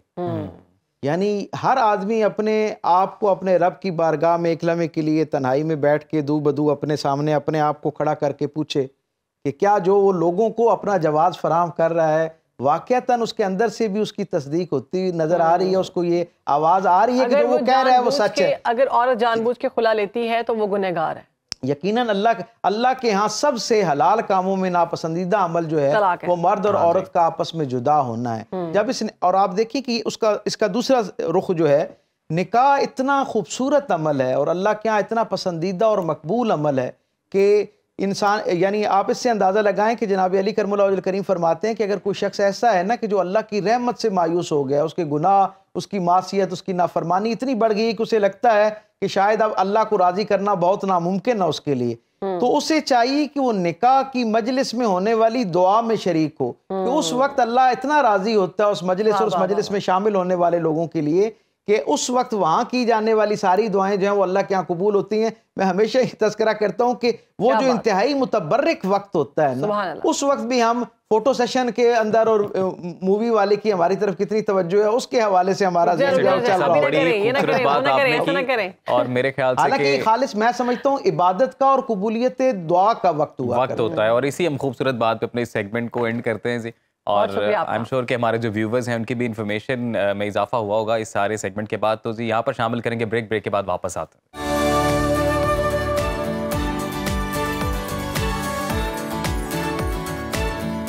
प्रोग्राम में आगे बढ़ेंगे और बात करेंगे क्रिकेट की। तो क्रिकेट की बात करें तो ऑस्ट्रेलिया के दरमियान जो पाकिस्तान का दूसरा टेस्ट है वो जारी है। मेलबर्न में खेले जाने वाले मैच को बॉक्सिंग डे टेस्ट करार दिया गया है। इस वक्त मैच की सूरत हाल ये है कि कौमी टीम में 3 बड़ी तब्दीलियां की गई हैं। विकेट कीपर सरफराज अहमद को ड्रॉप कर दिया गया है, उनकी जगह मोहम्मद रिजवान को शामिल किया गया।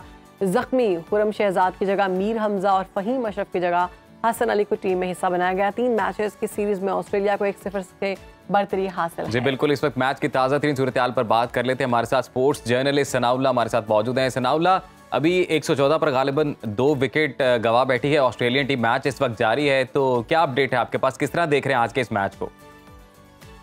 देखिए, अभी तो बारिश रुक चुकी है यहाँ पर और जो पिच के ऊपर पर्दे कर्टन लगा हुआ था उसको हटाया जा रहा है यहाँ पर, और कवर जो है उनको हटाया जा रहा है और उम्मीद है कि शायद कुछ ओवर्स का मैच यहाँ पर हो पाए और टी पहले ही कॉल कर ली गई है। और जहाँ तक मैच की सिचुएशन है तो आज जो अर्ली ऑन यहाँ पाकिस्तान को टॉस जीत के एक एडवांटेज मिला था, शायद उस तरह का पाकिस्तान फायदा हासिल नहीं कर पाया जो एक्सपेक्ट किया जा रहा था कि यहाँ पर जो स्विंग है वो थोड़ी बेहतर मिल रही थी। और मैं कैलकुलेशन भी देख रहा था यहाँ पर टीवी पे कि 1.14 की स्विंग मिल रही थी पर्थ के अंदर, मगर यहाँ पर 2 पॉइंट समथिंग की स्विंग मिल रही थी, यानी डबल स्विंग मिल रही थी यहाँ पर मेलबर्न में अर्ली ऑन, जब यहाँ पर क्लाउडी वेदर था और कल पूरा रोज यहाँ पर बारिश हुई थी। तो फिल वक्त मैच जो है अभी इंतजार कर रहे हैं कि ये मैच दोबारा शुरू हो पाए, कुछ ओवर का मैच हो पाए, मगर कल भी सुनने में आ रहा है कि यहाँ पे हल्की बारिश होगी, मगर 5 रोज का मैच है, कुछ रिजल्ट इसका आ पाएगा। 1995 की अगर बात की जाए उसके बाद कौमी टीम ऑस्ट्रेलिया की सरजमीन पर कोई टेस्ट नहीं खेल सकी। पाकिस्तान के लिए ऑस्ट्रेलिया के साथ खेलना, जीतना मिशन इम्पॉसिबल क्यों करार पाया है? बिल्कुल, आपने सही कहा कि 95 ही लास्ट जो सिडनी में पाकिस्तान जीता था, मुश्ताक अहमद उनके मैन ऑफ द मैच थे और स्पिनर्स की वजह से जीता था। और सिडनी ग्राउंड ही वाहिद माना जाता है जहां पर एशियन पिचेस को थोड़ा एडवांटेज मिलता है, और जहां पे भी आप देखें 4 फास्ट बॉलर पाकिस्तान उतरा, कोई स्पेशली स्पिनर्स के साथ पाकिस्तान यहाँ पर नहीं उतरा है। तो ये बात लगभग एक हफ्ता 10 रोज पहले शोएब अख्तर प्रेस कॉन्फ्रेंस कर रहे थे, उन्होंने भी बोला कि हम भी गए, वसीम अकरम भी गए, वकास यूनुस भी गए, जो भी आता है ऑस्ट्रेलिया में हम जीत नहीं पाते, मगर उन्होंने बोला कि हमारे टाइम के ऊपर एक ही पॉइंट थे, गिलक्रिस्ट थे, आपकी जो ऑस्ट्रेलिया टीम है वो वैसी नहीं है। मगर ऑफकोर्स पाकिस्तान की टीम भी आपकी टीम वैसी नहीं है, ना ही शोएब अख्तर जैसा पेस है, ना ही मोहम्मद आसिफ जैसा स्विंग है यहाँ पर। तो जैसे ऑस्ट्रेलिया की टीम है, पाकिस्तान की भी आज की करंट के मुताबिक वैसी ही टीम है। तो अगर एक मैच भी हम ड्रॉ कर लेते हैं तो शायद बहुत से लोग तो इसको भी जीत माने। जो तब्दीलियां की गई हैं उस हवाले से कैसे देखते हैं आप? सरफराज आउट है, मोहम्मद रिजवान इन है, कितना मौसर है ये फैसला?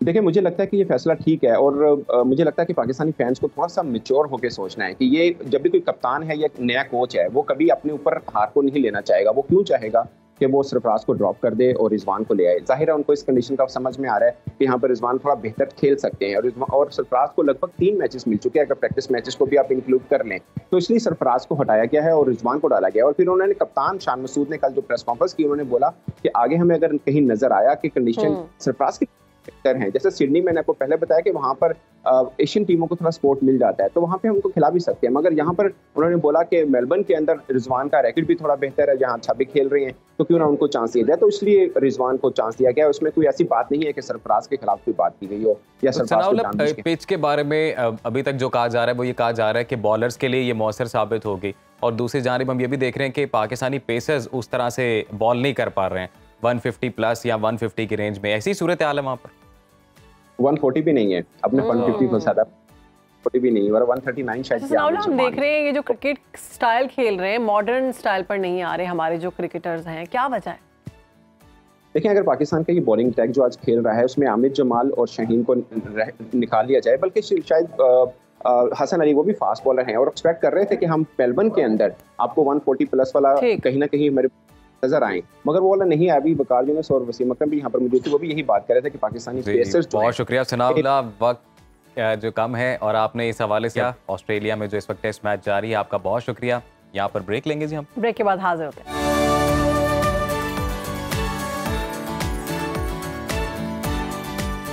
वेलकम बैक नाजरीन, और इंतखाबात की गहमा गहमी अपने रूज पर है। इसी हवाले से स्टूडियोज़ में अब वक्त हुआ चाहता है फेस टू फेस होने का, तो over to Anik Naji and Adnan Adil साहब।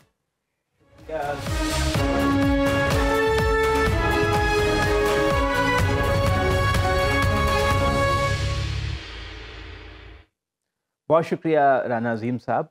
फेस टू फेस में हम बात करते हैं कुछ जो हालिया सियासी डेवलपमेंट्स हैं और कुछ और भी चीज़ों पर।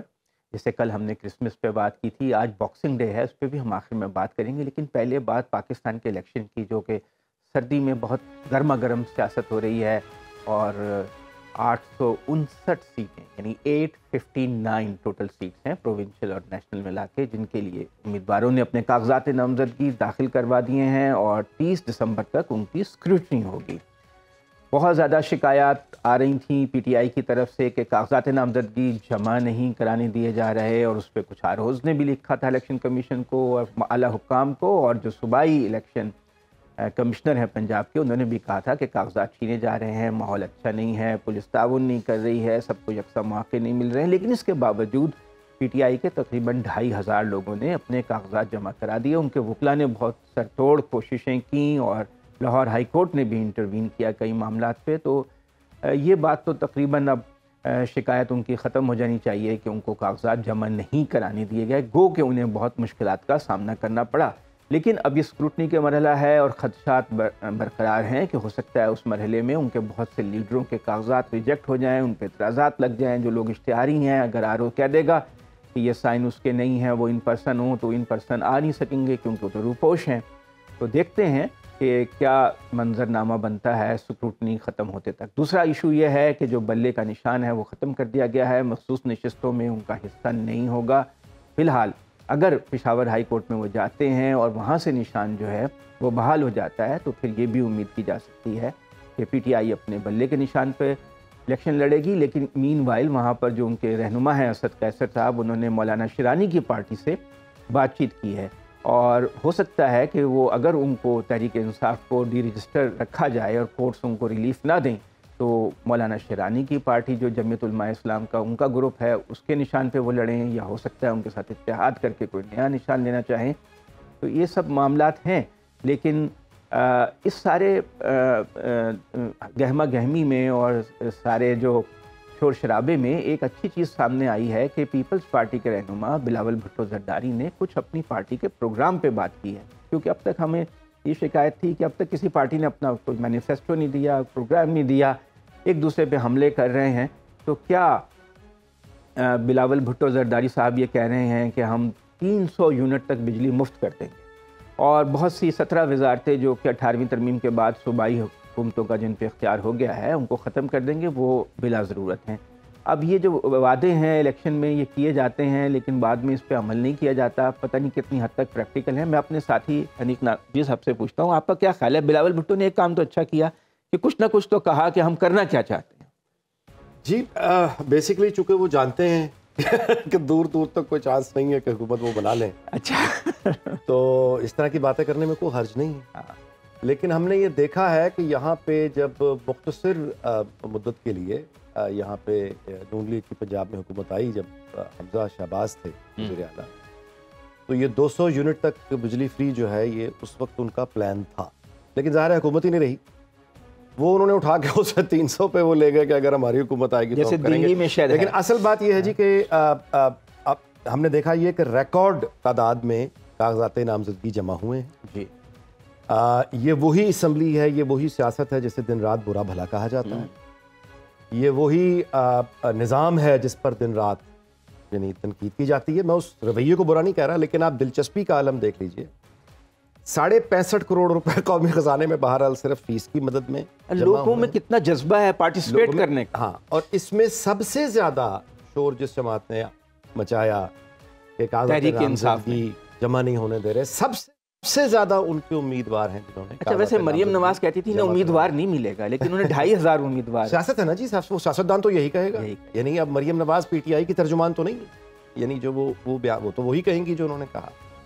तो जिस तरह बिलावल भुट्टो ने कह दिया कि 300 यूनिट हम फ्री कर देंगे, बात करने मतलब उनकी बात का कोई यकीन नहीं करना चाहिए। नहीं, बिल्कुल यकीन करना चाहिए। आप किस पस मंजर में उनको देख रहे हैं, यानी आप ये देख रहे हैं कि क्या वो पीटीआई की तर्जुमान है, ये भी तो देखें ना। अगर आप उनसे तो मेरी गुजारिश ये है कि बुनियादी तौर पर ये सारा जो इस गहमा गहमी का, लोगों का इतनी बड़ी तादाद में कागजात नामजदगी जमा करवाने का और रूटीन का शोर जो पीटीआई ज़ाहिर है, जमहूरियत की भूख है लोगों में, ये मैं ये इस्तेमाल लफ्ज़ नहीं करूंगा, लेकिन मैं ये कहूंगा कि ये पार्टिसिपेट करना जो है ये बुनियादी तौर पे अपनी जगह एक अच्छी खबर इसलिए है कि अभी तक पार्लिमानी निज़ाम जमहूरियत में लोगों का एक दिलचस्पी और यानी उसमें शमूलियत का एक ख्वाहिश मौजूद है, और वो बड़ी अपनी ताकत से मौजूद, यानी ये बहुत अच्छी बात है। हालांकि ये हमारा जो सिविलियन निज़ाम है ये मतलब कितना मजबूत है कितना नहीं है इसमें नहीं जाते हैं, लेकिन जो भी है जब तक आप अवेलेबल, सियासत नाम ही इसी का है, आप मौजूदा हालात में हकीकी दुनिया में ज़मीन पर रहते हुए अपना किरदार अदा करते हैं और हालात की तब्दीली जो भी आपके नज़दीक तब्दीली है अनीक साहब देखें उसके लिए एफर्ट करते हैं, फसाद नहीं करते। 3 बार आइन मुअत्तल हुआ, 2 बार मनसूख हुआ और 2 बार मुअत्तल हुआ। इसके बावजूद लोगों का आईनी प्रोसेस पे और जमहूरियत पे इतना जोशो जज्बे का इजहार करना अच्छी खबर है, पाकिस्तान के लिए अच्छी खबर। इसका मतलब ये है कि हम ये तरीका है कि इसके अंदर भी बहुत खराबी है। मैंने गुजारिश की, ये अरब पतियों का खेल है, ये जो हो रहा है ये अरब पतियों का खेल। इसमें गरीब आदमी आम आदमी तो कहीं है ही नहीं, 95% आबादी तो बाहर है। उसके बावजूद ये अच्छी चीज, क्योंकि इसके होते हुए ही आप यानी अपना दबाव डाल सकते हैं, असर्ट कर सकते हैं, अच्छे की उम्मीद कर सकते हैं। यही इलेक्शन होते रहेंगे तो ये नकायस दूर होंगे। अच्छा, एक बात बताइए, आप बड़े करेंगे, 3 ऑब्जर्वर हैं नून लीग के, आप उनकी सियासत पे गहरी नजर रखते हैं, उनका प्रोग्राम कुछ क्या आपके ख्याल में हो सकता है? देखिए, उनका जो मैं आपको दोबारा से रेफर करूंगा कि उनका जो सबसे ज्यादा मतलब है कि उनके किए हुए काम सबूत बन के जमीन के ऊपर गड़े हुए। आप यानी वो घोड़े की बात नहीं कर रहे हैं कि उर्तुगुल घोड़ा आ रहा है, बल्कि आप सामने देख रहे हैं कि आप ऐसी चीज जिसको आप हाथ लगा के देख सकें। आप मोटरवे पे ट्रैवल करते हैं, आप एयरपोर्ट पर ट्रैवल करते हैं, आप ये जो मतलब मिसाल के तौर पे ऑरेंज ट्रेन है या इंफ्रास्ट्रक्चर, मैं मेन नहीं आऊंगा, इंफ्रास्ट्रक्चर। आप ये नहीं समझते कि इन ऐसे मंसूबों को बेवक्त बनाने से हम बहुत ज्यादा मकरूज हो गए और आज हम इतने कर्जों के तले दबे हुए हैं कि हम कर्ज भी वापस करने की पोजीशन में नहीं? बिल्कुल नहीं। देखिए, इंफ्रास्ट्रक्चर ही अगर मौजूद नहीं है, आपका तो माल आपका देखिए, आपकी जो मार्केट से मंडी से आपका माल अगर पहुंच ही नहीं रहा, एक फैक्ट्री का कोई माल मार्केट तक नहीं पहुंच रहा, सब्जी नहीं पहुंच रही, फर्नीचर नहीं पहुंच रहा, पहुंचने का रास्ता ही मौजूद नहीं है, तो कहां सी कौन सी प्रोडक्शन, कौन सी डेवलपमेंट? आपका पूरा हक है कि आप इंफ्रास्ट्रक्चर पे, मुझे समझ नहीं आता वैसे ऑनेस्टली, अगर आप किसी सेन सोसाइटी में बैठकर इंफ्रास्ट्रक्चर पर तनकीद करना शुरू कर दें कि ये पुल क्यों बन रहे हैं, ये पब्लिक ट्रांसपोर्ट क्यों बन रही है, तो इस तरह के तो एतराज तो पहले भी मौजूद थी, तो फिर गाड़ियों की क्या जरूरत है? टांगे मौजूद थे ना। नहीं, आप टांगों पे लोग हजारों साल मोटरवेज नहीं बनाई, लेकिन इंडस्ट्रियलाइजेशन पे जोर दिया। आप यकीन, हमने इंडस्ट्रियलाइजेशन नहीं की, सड़कों पे जोर दिया। अदनान आदिल साहब, आप यकीन कीजिए कि ये ऐसा आर्गुमेंट आप दे रहे हैं कि मैं इसका यानी जवाब देना भी मुझे समझ नहीं आ रहा कि मैं क्या दूं। एक आदमी अगर ये कहे कि मोटरवे की जरूरत नहीं है, एयरपोर्ट की जरूरत नहीं थी, हमें रूहानी यूनिवर्सिटियों की जरूरत है, शायद हमें लंगर खानों की जरूरत है, तो आपको ऐसा सोच रखने का मुकम्मल हक है, यानी आपका आईनी का। जीटी रोड लेकिन आप शाहराह मौजूद थी, उससे काम तो टांगे भी तो मौजूद, इंडस्ट्री लगाते, टांगे भी मौजूद, इंडस्ट्री क्या वो है ही, आमदन में इजाफा होता, मोटरवे से आमदन में इजाफा नहीं। मेरे भाई वो है ही इंडस्ट्रियलिस्ट खानदान, उनकी अपनी इंडस्ट्री है, इंडस्ट्री नहीं, मगर पाकिस्तान की आज बरामदात क्या है? आप ये देखिए कि जब नवाज शरीफ आए, बरामदात 25 अरब डॉलर से कम होकर 21 अरब डॉलर हो गई। तो आप बरामदात बढ़ाने की बजाय कम कर रहे थे और कर्जे ले लेके आप सड़कें बनाए जा रहे थे, एयरपोर्ट्स बनाए जा रहे थे। मेरे भाई मेरी बात सुने, गुस्से में जज्बात में ना आए। मैं दोबारा से आपसे गुजारिश कर रहा हूँ कि अगर आपको मोटरवेज पे, इंफ्रास्ट्रक्चर पे, पब्लिक ट्रांसपोर्ट पर और यानी जो इंडस्ट्री को कनेक्ट करने वाली चीजें जो हैं मार्केट के साथ, अगर आप उस पर एतराज करना चाहते हैं तो आप कीजिए, वो आपका हक है। लेकिन ये इतनी बचकाना बात है कि मैं आपकी यानी मैं हैरान हूं कि मसले का जवाब। पहले आप अपनी आमदन बढ़ाते हैं, फिर आप खर्च बढ़ाते हैं। आमदन देखिए, अब आप ये कह रहे हैं कि जब टांगे मौजूद थे तो फिर गाड़ी की क्या जरूरत थी? जब घोड़े पे लोगों ने हजारों साल जिंदगी गुजारी है तो इंजन की क्या जरूरत थी? जब लोग पहले भी सफर करते थे तो फिर जहाजों की क्या जरूरत थी? अभी इन बातों का मैं क्या जवाब दूं? सड़कें तो मौजूद थी, जीटी रोड मौजूद, मैं क्या जवाब दूं? उसके बजाय आपने इन्वेस्ट किया ऐसे प्रोजेक्ट पे जिससे आमदन में इजाफा नहीं हुआ। देखिए, मैं आपसे गुजारिश कर रहा हूं कि अगर आप, मैं कितनी दफा इस बात को दोहराऊं कि अगर आप ये चाहते हैं कि रूहानियात की यूनिवर्सिटी पे पैसा खर्च हो, अगर आप ये चाहते हैं कि लंगर खानों, ज़राअत को तरक्की हो, इंडस्ट्री को तरक्की हो, हम तो ये कौन करेगा? ये वो आदमी करेगा जिसका ताल्लुक इंडस्ट्री से होगा। ये वो आदमी करेगा जो इंडस्ट्री यानी रोजगार पैदा करना जानता है। लेकिन जब वो आते हैं और उसकी गवाही जो है मेरे भाई, बरामदात गिर जाती हैं बजाय बढ़ने उसकी जो गवाही है मेरे अजीज, मेरे मोहतरम, उसकी जो गवाही है, उसके यानी आपकी फैक्ट्री में जो माल तैयार होता है उसके लिए बिजली चाहिए, उसके लिए उसको कनेक्टिविटी चाहिए। ये है वो सारा इंफ्रास्ट्रक्चर जो नून लीग का तो टोटल बयानिया ही है। लेकिन नाजी साहब, इतने महंगे बिजली के प्लांट, साहिवाल कोल प्लांट से 32 रुपए का यूनिट मिलता है, थर से 4 रुपए का मिलता है। क्यों इतने महंगे प्लांट लगाए कि लोगों के कड़ाके निकल गए? अब हम एक ऐसी, इसे कहते हैं अंग्रेजी में सर्कल डिस्कशन, यानी इसका कोई अंजाम नहीं होता। मैं आपसे गुजारिश फिर से कर रहा हूं कि आपने बयानी की बात की थी, मैं आपको उसका गुजारिश कर रहा हूं कि पीएमएलएन का जो बयानिया है वो इंफ्रास्ट्रक्चर है, उनका जो बयानिया है वो ट्रेड। मैं आपको मिसाल दे देता हूं कि हमारा जो मसाइल का हल होगा वो जब तक हमारे हमसायों के साथ, वही कायदे आजम का रास्ता कि जब तक हम हमसायों के साथ हमारी तिजारत नहीं होगी, वही नवाज शरीफ का रास्ता 1990 में उसने जो मुआशी पॉलिसियां पाकिस्तान में इंट्रोड्यूस की, 1 साल के बाद डॉक्टर मनमोहन सिंह ने बतौर वज़ीर ख़जाना भारत में वो पॉलिसीज वो लेकर आया। उनका और हमारा फर्क सिर्फ ये है कि वहाँ कंटिन्यूटी चलती रही। उस वक्त उनकी क्या हालत थी, आज वो कहाँ खड़े हैं, हमारी यानी हम कहाँ थे और आज हम कहाँ खड़े। चलें, ये तो हम बहस रोजी करेंगे। नहीं, आज आप मुझे एक अहम बात है वो फिर रह ना जाए, क्योंकि हम सियासत में इतना छुप जाते हैं कि और अच्छी बातें जो होती हैं वो रह जाती हैं। आज जो है 26 दिसंबर है। हाँ, आप मुझे बता रहे थे कि बरतानिया में आज बॉक्सिंग डे कहलाता है। ये क्या चीज़ है बॉक्सिंग डे? क्या बॉक्सिंग करते हैं वो लोग? नहीं जी, ये बड़ा चैरिटेबल मामला है। अच्छा, और मैं खैरात की जाती है जी। बॉक्सिंग का मतलब, बॉक्सिंग डे का मतलब ये है कि क्रिसमस के अगले दिन वो अपने घरों में जितने भी इजाफी कपड़े, इजाफी जूते, इजाफी चीज़ें वो बॉक्सेस में डालते हैं और उसकी बॉक्सिंग करके वो चैरिटी में दे देते हैं। अदनान साहब, बात है ये। इसमें जो मैं आपसे गुजारिश करूं कि आदमी हैरान हो जाता है कि इसका शर्त यह है कि जो आपने बॉक्सिंग में जो आपने चैरिटी करनी है वो आपने चीजें देनी है गरीबों को। हाँ। अच्छा, अब गरीब मिलता नहीं है। अच्छा, बरतानिया में गरीब कहाँ से ढूंढे? कपड़े लेने वाले है ही कोई नहीं। तो फिर वो बॉक्सिंग आप करके चीजें, तो फिर वो चैरिटी की शॉप्स होती हैं जहाँ पे आप फ्री देते हैं, फिर वो कपड़े जूते और चीजें उठा के गरीब मुल्कों को भेजते हैं। अच्छा, अदनान आदिल साहब, मेरा और आपका और हर पाकिस्तानी का दिल की गहराइयों से ये ख्वाब है, अल्लाह करे कि हम ये खाली ढोल बजाते रहते हैं, लड़ना पकड़ना, मतलब है काश के हमारे इस मुल्क में वो दिन आए कि हम सदका देने के लिए गरीब ढूंढें और हमें गरीब ना मिले। मैं आपसे गुजारिश करता हूं कि बरतानिया में, अमेरिका में रहने वाले, यूरोप में जब ये बकरा ईद आती है, दुल अज़हा, मुसलमान जो करते हैं, तो हमारा सबसे बड़ा वहाँ मसला ये होता है कि अब ये गोश्त तो है, ये दें किसको, क्योंकि डिजर्विंग तो है ही कोई। तो फिर वो पाकिस्तान में पैसे देकर तो यहाँ से करवाया जाता है। इसका मतलब ये नहीं कि गुर्बत वहाँ नहीं, गुर्बत वहाँ है, लेकिन उसकी वो शिद्दत नहीं है और वो नौयत नहीं। और मैं आपको गुजारिश करूँ कि किसी को शक हो जाए, हुकूमत को, लोकल गवर्नमेंट को, कि आप किसी मुश्किल से गुजर आए, वो आपके घर में यानी ईमेल्स करके आपका भर देंगे फोन और आपकी जान अज़ाब में आ जाएगी जब तक आप उनसे ग्रोसरी के पैसे वो आपको ना दें कि ये आप रखिए और जाके गोश्त, फल और सब्जियां लेके आइए। वैसे चैरिटी तो हमारे यहाँ भी होती है, गवर्नमेंट ये कर रही है, हमारे यहाँ गुर्बत बहुत ज्यादा है। गवर्नमेंट वहाँ ये करती है और लोकल गवर्नमेंट ये करती है, क्योंकि लोकल गवर्नमेंट ही ये काम कर वो इंपीरियल पावर रहे ना, पूरी दुनिया से माल खींचा उन्होंने। अब तो हम तो खुद लूटने वालों में थे। आप यकीन कीजिए कि यहाँ भी अगर हम मजबूत मुकामी हुकूमत, जिस दिन हमारी सियासी पार्टियां तैयार हो गई इस काम के लिए, और मैं शिकवा करता हूँ अपनी एस्टेब्लिशमेंट से, खुलेआम करता हूँ कि जहां पे ये अपनी मर्जी से अपनी हर बात बाकी मनवा लेते हैं, लोकल गवर्नमेंट क्यों नहीं मनवाते, खुद आके कर लेते हैं। मुशर्रफ ने मनवाई थी मगर वो रैप अप हो गई फिर। आप यकीन, ये जो हमारा ये इलेक्शन में आना, ये बहुत अच्छी बात है ये, लेकिन ये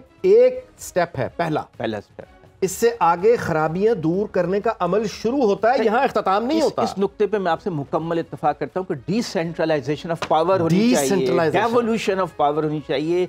लोकल लेवल पे, विलेज लेवल पे इख्तियारात हों, अपने मसाइल लोग खुद हल करें, उनके पास छोटे मोटे टैक्सेशन के भी इख्तियारात हों जिससे वो अपनी सड़कें, स्कूल, हॉस्पिटल मेंटेन कर सकें। अब देखिए ना, सरकारी स्कूल है जी, अब सरकारी स्कूल जो है वो मेरे इलाके अगर लोकल गवर्नमेंट के अंडर होगा तो मेरे बच्चे वहां जा रहे हैं, तो उसकी स्टाफ की जो जब वो भर्ती किया जाएगा मेरी से उसमें शामिल होगी, क्वालिटी को आप वो जो थाना है लोकल वो मैं देखूंगा ना, फिर वो मेरे अंडर आए ना। अमेरिका में और यूरोप में तो लोकल गवर्नमेंट पुलिस को कंट्रोल करती है, वो सारे उनके अंडर आते हैं। तो वो इसलिए वहां के स्कूल साफ हैं, इसलिए वहां की पुलिस स्टेशन ठीक है, इसलिए वहां के सरकारी अस्पताल ठीक है, क्योंकि उनको गवर्न करने वाले उसी मोहल्ले के लोग हैं, पार्टिसिपेटरी, और उनके बच्चे वहीं जाके फिर वो अपने पार्क को ठीक करेंगे, फिर वो अपने रास्तों को ठीक। लेकिन हमारे सियासतदान नफरत करते हैं पावर तकसीम करने से, वो कहते हैं नहीं पावर हमारे पास है। अब आप अदनान आदिल साहब, आप बताइए कि आपको जब ये मालूम होगा, आपकी लोकल गवर्नमेंट आपको ये बताएगी कि आपने ये जो फलान टैक्स दिया था, हमने आपके पैसों से ये जो लैंप पोस्ट लगा हुआ है, स्ट्रीट लाइट, ये आपके पैसों की आई, तो आपका एक इंटरेस्ट डेवलप हो जाएगा। अब आप वो किसी को तोड़ने नहीं देंगे। हाँ, आपकी जब शमूलियत होती है तो जिम्मेदारी भी बढ़ती है। अब तो आप टैक्स दे रहे हैं, पता नहीं गया कहाँ। अब तो टैक्स ये है कि आपके सामने प्रोटोकॉल, अच्छा प्रोटोकॉल का भी सुन लीजिए। प्रोटोकॉल हमारे यहाँ जो ये एम्बुलेंस और ये पुलिस की गाड़ियां और ये सब कुछ जो हम देखते हैं रास्तों में, वहां पे आम आदमी का प्रोटोकॉल है। वहां पुलिस की गाड़ी जब भी जा रही होगी किसी कमजोर की मदद करने जा रही होगी, एम्बुलेंस जब भी जा रही होगी आम शहरी का प्रोटोकॉल लगा होगा, है ना, सर्विस ओरिएंटेड पुलिस। हमारे यहाँ आम शहरी का प्रोटोकॉल, हमारे यहाँ वही कॉलोनियल पुलिस है, लोगों को सप्रेस किया जाए, लोगों को दबाया जाए, ना कि उनकी खिदमत की जाए। वहाँ तो बॉबी जो है खिदमत का इस्तियारा है, यहाँ पे पुलिस खौफ का इस्तियारा है। ये कल्चर बदलने में असल में कोशिश ही नहीं की है ना। मतलब एक तो ये है कि काम हो नहीं सका है, क्या कोशिश ही नहीं की, काम शुरू ही नहीं कर सके हम, कि हमारी जो पॉलिटिकल एलीट है और जो ब्यूरोक्रेसी है वो नहीं चाहती कि डेवोल्यूशन हो, वो चाहते हैं सारी पावर हमारे पास। तो अवाम की जो इसमें शमूलियत होगी वो इसी तरह से होगी कि हम, ये पहला स्टेप है इलेक्शन। नून लीग इस मरतबा कोई डेवोल्यूशन की तरफ जाए? नून लीग ने अगर जाना होता तो पहले जा चुकी होती। मेरा नहीं ख्याल कि उनका कोई ये दबाव पे होता है, ये मीडिया और सिविल सोसाइटी का काम है। हमारा जो अनफॉर्चुनेटली सियासी दबाव, सियासी जमातें, हमारी तारीख गवाह है, हर तरह का दबाव कबूल करती हैं, लेकिन अनफॉर्चुनेटली के दबाव डालने वाले, इस तरह के दबाव जो अवाम के हक में जाता हो, इस तरह का दबाव नहीं का। मेरा ख्याल है आज की गुफ्तगू को इसी नोट पे ख़त्म करते हैं। इंशाल्लाह कल फिर नए मौजू के साथ हाजिर होंगे। खुदा हाफ़िज़।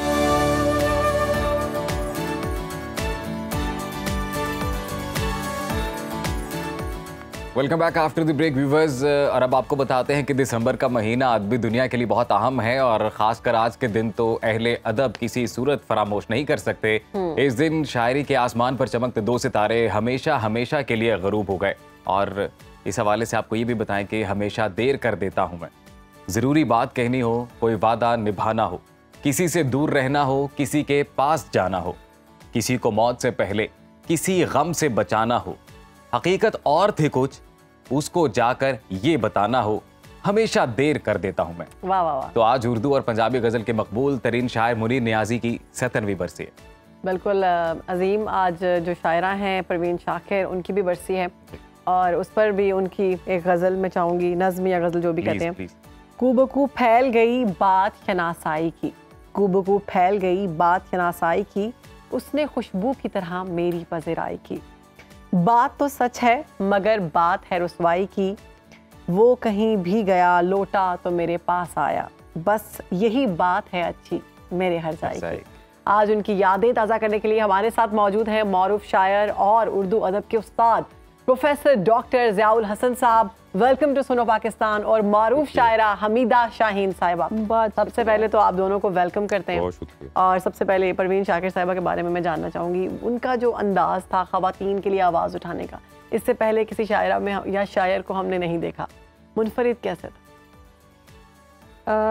थोड़े से इख्तिलाफ की इजाज़त कि इससे पहले हम ये नहीं कह सकते कि उनसे पहले किसी शायरा ने ख़वातीन के लिए आवाज़ नहीं उठाई। ये है कि परवीन शाकिर की आवाज़ मुख्तलिफ थी उन आवाज़ों से। उससे पहले का जो मंजरनामा है उसमें हमें अदा जाफरी के बाद ज़हरा निगाह दिखाई देती हैं, फहमीदा रियाज हैं, किश्वर नाहिद हैं। ये जो दो ख़वातीन किश्वर नाहिद और फहमीदा रियाज हैं, दरअसल ये औरत की बहुत मजबूत और तवाना आवाज़ें बनकर उर्दू अदब के आसमान पे ज़ाहिर हुई। और मैं ज़ाती तौर पर ये समझती हूँ कि ये दो ख़वातीन वो हैं जिन्होंने बाद में आने वाली ख़वातीन के रास्ते से बहुत से कांटे हटाए। परवीन शाकिर साहिबा की आवाज़ को मुख्तलिफ इसलिए कहा जाता है कि इससे पहले औरत पूरी दुनिया को उस तरीके से देखने की कोशिश करती थी, बल्कि ख़ुद अपनी ज़ात को भी जैसे मर्द देखता था या दिखाता था। दिखाता भी आप कह सकती हैं, लेकिन जाहिर है कि एक थोड़ा सा पीछे चलने की रिवायत थी जिसको फहमीदा रियाज और किश्वर नाहिद ने तोड़ा। और उसके बाद वो एक माहौल बना हुआ था जो परवीन शाकिर को मिला कि औरत अपनी आंख से कैसे दुनिया को देखती है और अपने वजूद को शायरी में किस तरीके से मुनक्किस करती है। ये कह लीजिए कि एक ग्राउंड पहले बनी होती है तो उसके बाद फूल वहाँ तरोताज़ा होते हैं। तो परवीन शाकिर की शायरी के जो फूल हमें तरोताज़ा लगते हैं, कोमल लगते हैं, खूबसूरत लगते हैं। जब मुझे याद है कि मैं स्कूल में पढ़ती थी, मैंने 78 में मैट्रिक किया और उनकी परवीन शाकिर साहिबा की जो पहली किताब है खुशबू, वो 77 में आई थी। ठीक है। तो वो वाक़यतन खुशबू की तरह फैली थी।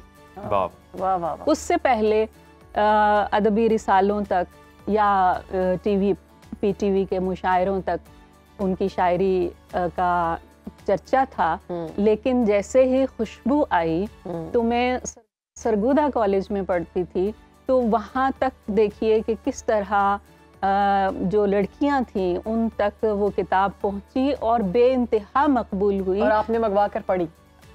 मैं आपको बताऊं कि उस ज़माने में जो सबसे ज़्यादा दिया जाने वाला तोहफ़ा था वो किताब तालिबात के और तलबा के दरमियान, वो अहमद फराज साहब की जाना जाना, वाह वाह वाह, और परवीन शाकिर साहब की खुशबू। वैसे हमीदा साहिबा, अभी आपने खुशबू का जिक्र किया है, तो खुशबू हमेशा फूल से आती है और शायरी का जो एक गुलदस्ता है उसमें एक फूल मुनीर नियाजी साहब ने भी लगाया। तो हम चाहते हैं कि ज़िया साहब आप सर ज़रा रोशनी डालें मुनीर नियाजी साहब की ज़िंदगी के ऊपर और उनकी शायरी किस तरह से वो मुनफरिद।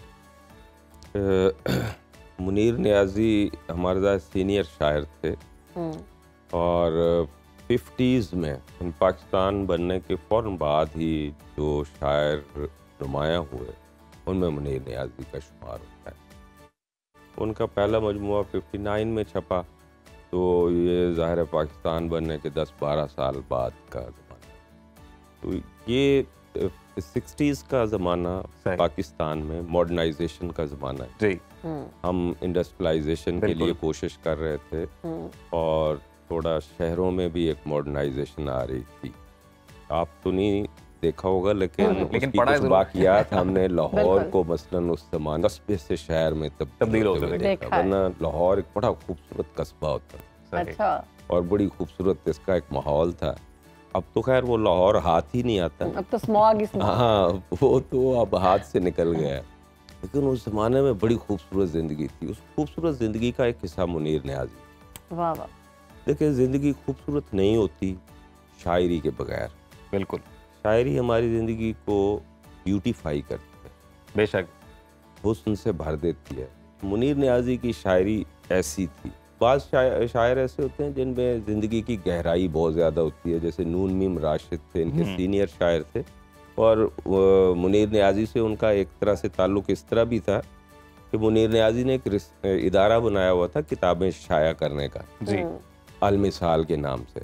तो उसमें उन्होंने गुलाम अब्बास थे हमारे, उनकी कनरस छापी, अली अब्बास जलालपुरी की रिवायात फ़लसफ़ा छापी, और राशिद साहब के मजमूए छापे उन्होंने। सही। और राशिद साहब बहुत खुश थे, और वो वाकई मैं पाकिस्तान में किताबें छपने के हुस्न को देखूं तो वो बड़ी गैर मामूली तौर पर छपी हुई किताबें थी, और कोई गलती नहीं, उस एक भी गलती नहीं, पूरी किताब।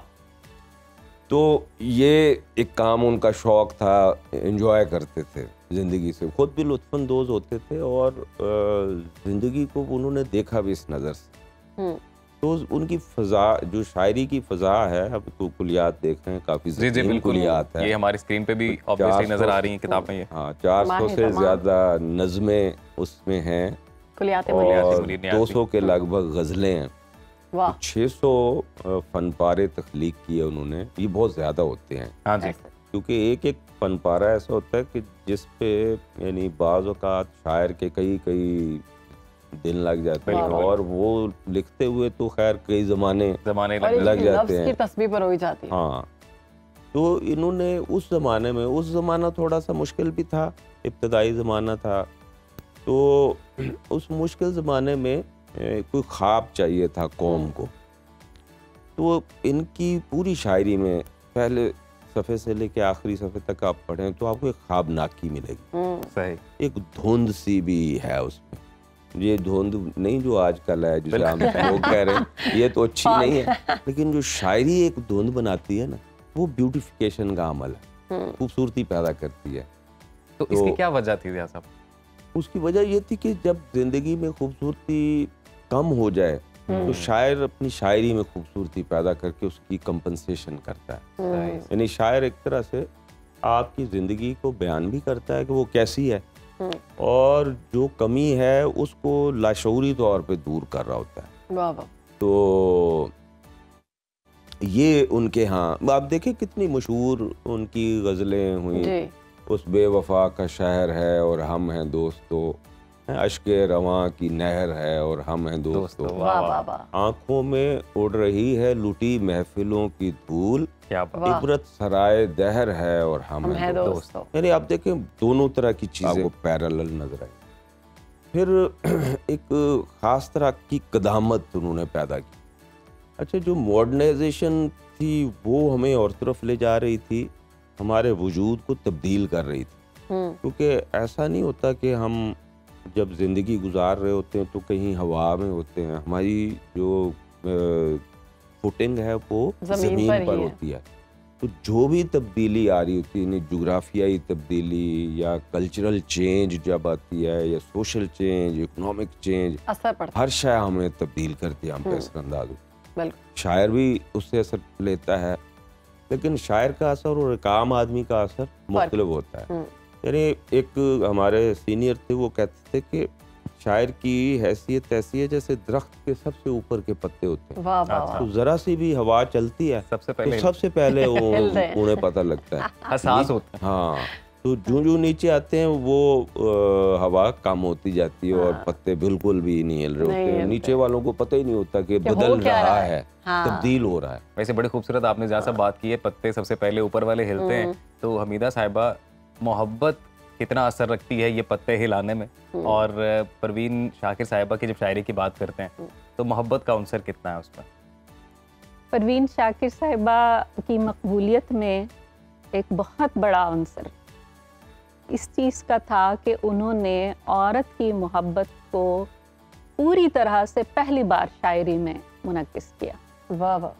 औरत का वजूद हमें ढका छुपा दिखाई देता था, वो अपने जज्बात बताते हुए शर्माती थी, लेकिन खुशबू में पहली बार, और उसमें भी गज़ल और नज़्म का फ़र्क ये होता है कि गज़ल में फिर भी थोड़ा सा रदीफ़ काफ़िया की हुदूद में बात आ जाती है। इसलिए हम देखते हैं कि परवीन शाकिर साहिबा की खुशबू में जो नज़्में हैं वो पूरी तरह से मुनक्किस करती हैं एक औरत के जज्बात को, वजूद को, उसकी मोहब्बत को। और उसमें एक बहुत अजीबोगरीब बात ये है कि गज़ल का शेर अक्सर फ़ौरन याद हो जाता है, ख़ास तौर पे जो गाई जाए। जैसे अभी आपने इब्तिदा में वो कूबकू फैल गई, ये गज़ल भी कूबकू फैल गई। ये गज़ल भी कूबकू, लोगों ने तो स्टेटस पे लगाए थे सिर्फ इतनी लाइन की, उसने खुशबू की तरह मेरी पज़ीर आएगी। बाकी चीज़ की समझ आई नहीं, ये समझ आई है उसने खुशबू की तरह मेरी पज़ीर आएगी। तो अब जब परवीन शाकिर साहिबा गज़ल में कहती हैं कि मैं सच कहूँगी मगर फिर भी हार जाऊँगी, वो झूठ बोलेगा और लाजवाब। वाह वाह वाह। तो ये इस किस्म की बात मर्द के हवाले से पहली बार की गई कि औरत ने मर्द को महबूब बनाकर बात की।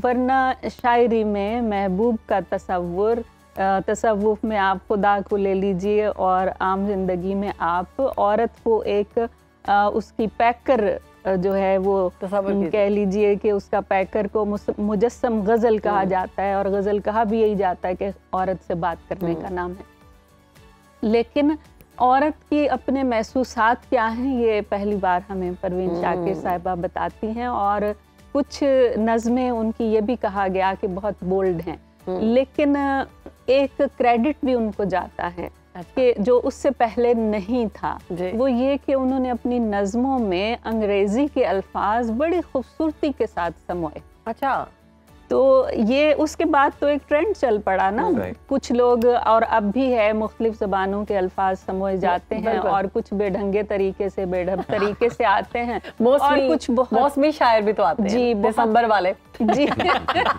बिल्कुल। तो ये भी उनको एक क्रेडिट जाता है। आपने मुझे भी प्रोग्राम में ब्रेक में आपने मुझे बताया था कि मैंने परवीन शाकिर साहिबा के लिए एक नज़्म या गज़ल लिखी है, हम सुनना चाहेंगे। जी, ये नज़्म है और इसमें परवीन शाकिर साहिबा की जितनी किताबें हैं उन सब के तरतीब के साथ नाम आते हैं। जैसे अभी हमने खुशबू का जिक्र किया कि ये 77 में आई थी, फिर 80 में उनकी सदबर्ग आई, और उसके बाद उनकी खुद कलामी, फिर इनकार, और उसके बाद ये जो कुलियात आप देख रहे हैं, आपके नाजरीन के लिए हम लाए हैं कि इसमें उनकी 4 किताबें हैं। 4 किताबों का मकसद, कुलियात का मकसद ये होता है कि पूरा सफ़र किसी का सामने आ जाता है। तो जब तरतीब के साथ आप पढ़ते हैं तो आपको दिखाई देगा कि किस तरह से उनकी ज़ात का सफ़र, जैसे अभी आप ब्रेक में बात कर रहे थे उनकी ज़िंदगी के हवाले से, तो शायर अपनी ज़ात से अलग तो नहीं होता, ना अपने इर्द गिर्द के माहौल से अलग होता है। तो उसकी ज़ात का सफ़र भी और उसके इर्द गिर्द के हालात का सफ़र भी उसकी शायरी में आ रहा होता है। तो जब कुलियात पढ़ते हैं ये सब कुछ हमारे सामने आता है कि 1994 में 1994 में ये परवीन शाकिर साहिबा ने अपनी निगरानी में इसको तरतीब दिया था, और कफ़े आईना के नाम से उनकी किताब उनकी वफ़ात के बाद शाया हुई, जो उनका वो कलाम था जो अभी किताब की सूरत में नहीं आया था। ठीक है, और ये मैं अपनी नज़्म का भी पस मंज़र थोड़ा सा बयान कर रही हूँ, इस तरह से सुनने वालों को ज़्यादा समझ में आएगी। उनके बाद मैं ये समझती हूँ कि वो अपनी ज़िंदगी में भी खुशकिस्मत थी, और मरने के बाद भी उस खुशकिस्मती ने उनका साथ नहीं छोड़ा कि उनकी जो किताब इनकार है वो उनकी बहुत करीबी दोस्त परवीन कादिर आगा के नाम है, इंतसाब उस किताब का। तो परवीन कादिर आगा साहिबा ने, मज़हरुल इस्लाम साहब जो हमारे बहुत खूबसूरत नसर निगार हैं, और उनके करीबी कुछ और दोस्तों ने मिलकर परवीन शाकिर ट्रस्ट की बुनियाद रखी। अच्छा, वेरी नाइस। तो परवीन शाकिर ट्रस्ट के तहत हर साल उनकी सालगिरह के मौके पर, यानी कभी उससे कुछ पहले कभी महीना बाद, तो इस तरह दिसंबर में, जनवरी या फरवरी में परवीन शाकिर ट्रस्ट के ज़ेरे तमाम बाकायदा तकरीबात होती हैं। ठीक है, जिसमें परवीन शाकिर साहिबा की ज़िंदगी पर, शायरी पर बात की जाती है। तो अब मेरा ख्याल है ये नज़्म ज़्यादा बेहतर तरीके से समझ में आएगी। और उनका जो बेटा है परवीन शाकिर साहिबा का, उसका नाम है मुराद। ओके, वो भी आपने परवीन शाकिर के लिए शाहजादी तेरे फूलों का चलन आम हुआ। वाह। शाहजादी तेरे फूलों का चलन आम हुआ, तेरी खुशबू ने फजाओं में वो झंडे गाड़े। वाह। सरजमीने सुखने शौक ने पाबोसी की। हर्फ मरहम हुए अल्फाज मसीहा ठहरे।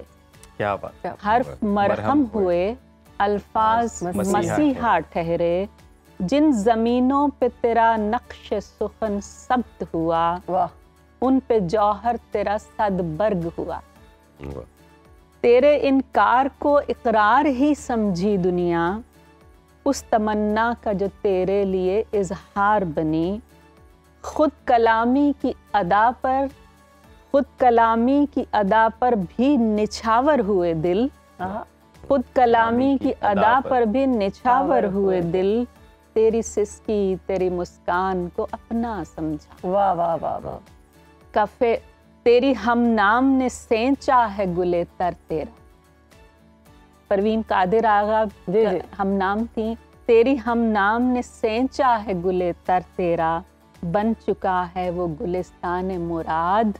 आज यूं रोशनो रख्शा है तेरा माह तमाम, हर्फ ताबिंदा हुए लफ्ज उजाला ठहरे। कफ़े आईना पे जो अक्स उभारे तूने, वक्फ़े आइंदा हुए। वाह वाह वाह वाह, क्या बात, क्या बात है। ज़ियाउल हसन साहब, मुनीर नियाज़ी साहब के बारे में भी थोड़ी सी रोशनी। हम एक तो उनका कलाम जो आपको पसंद हो चाहेंगे कि अगर आप सुनाना चाहें, और दूसरा ये कि उर्दू अदब के अंदर कितना कंट्रीब्यूट किया उनके शायरी ने। शेर तो उनके बहुत हैं और लोगों को याद है।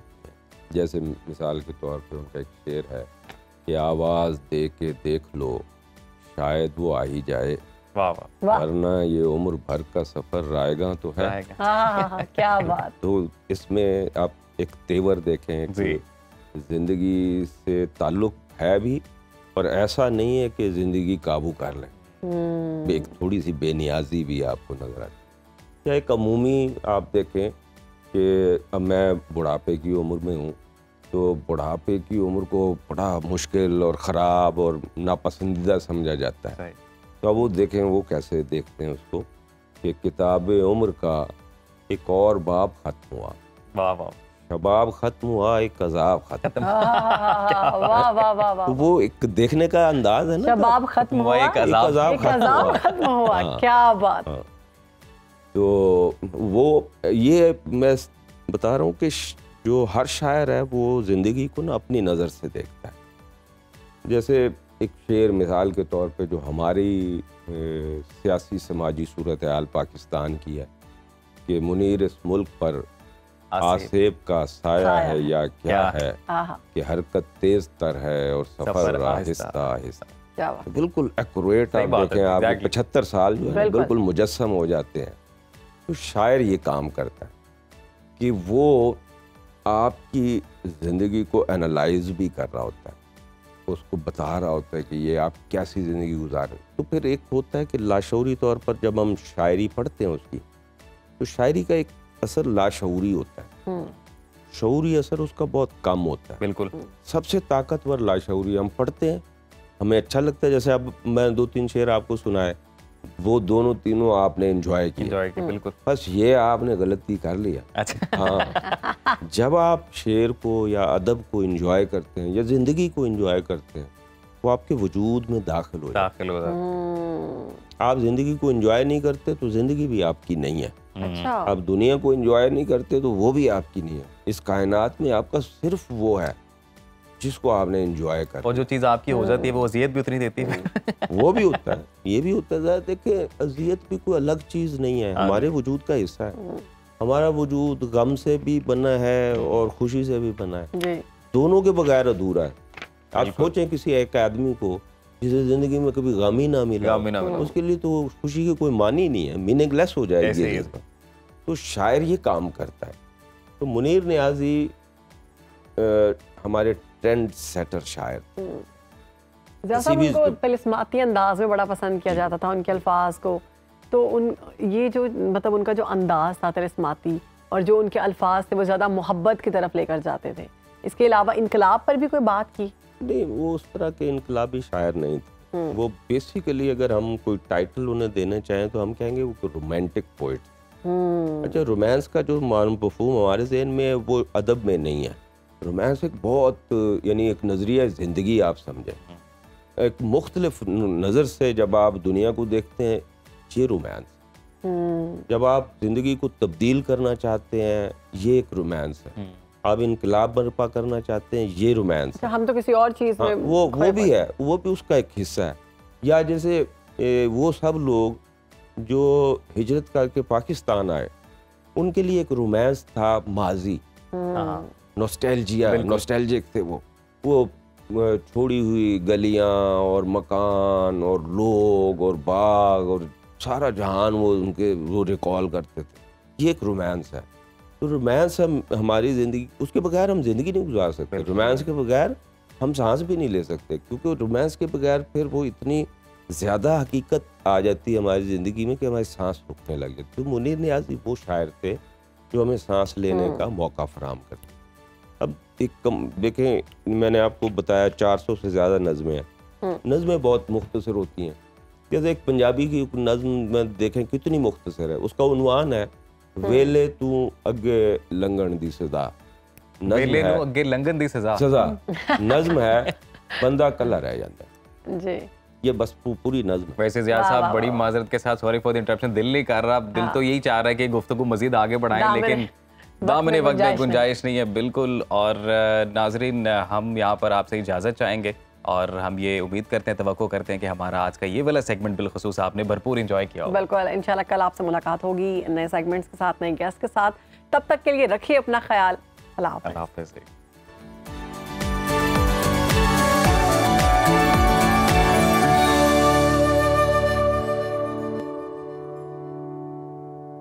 हर वक्त बाखबर रहना वक्त का तकाजा है, बर वक्त बाखबर रखना हमारा फरीजा है। अभी सुनो न्यूज़ के YouTube चैनल को करें सब्सक्राइब, बेल आइकन पर करें क्लिक और मुल्की और गैर मुल्की खबरों से रहें बाखबर, यकीन के साथ।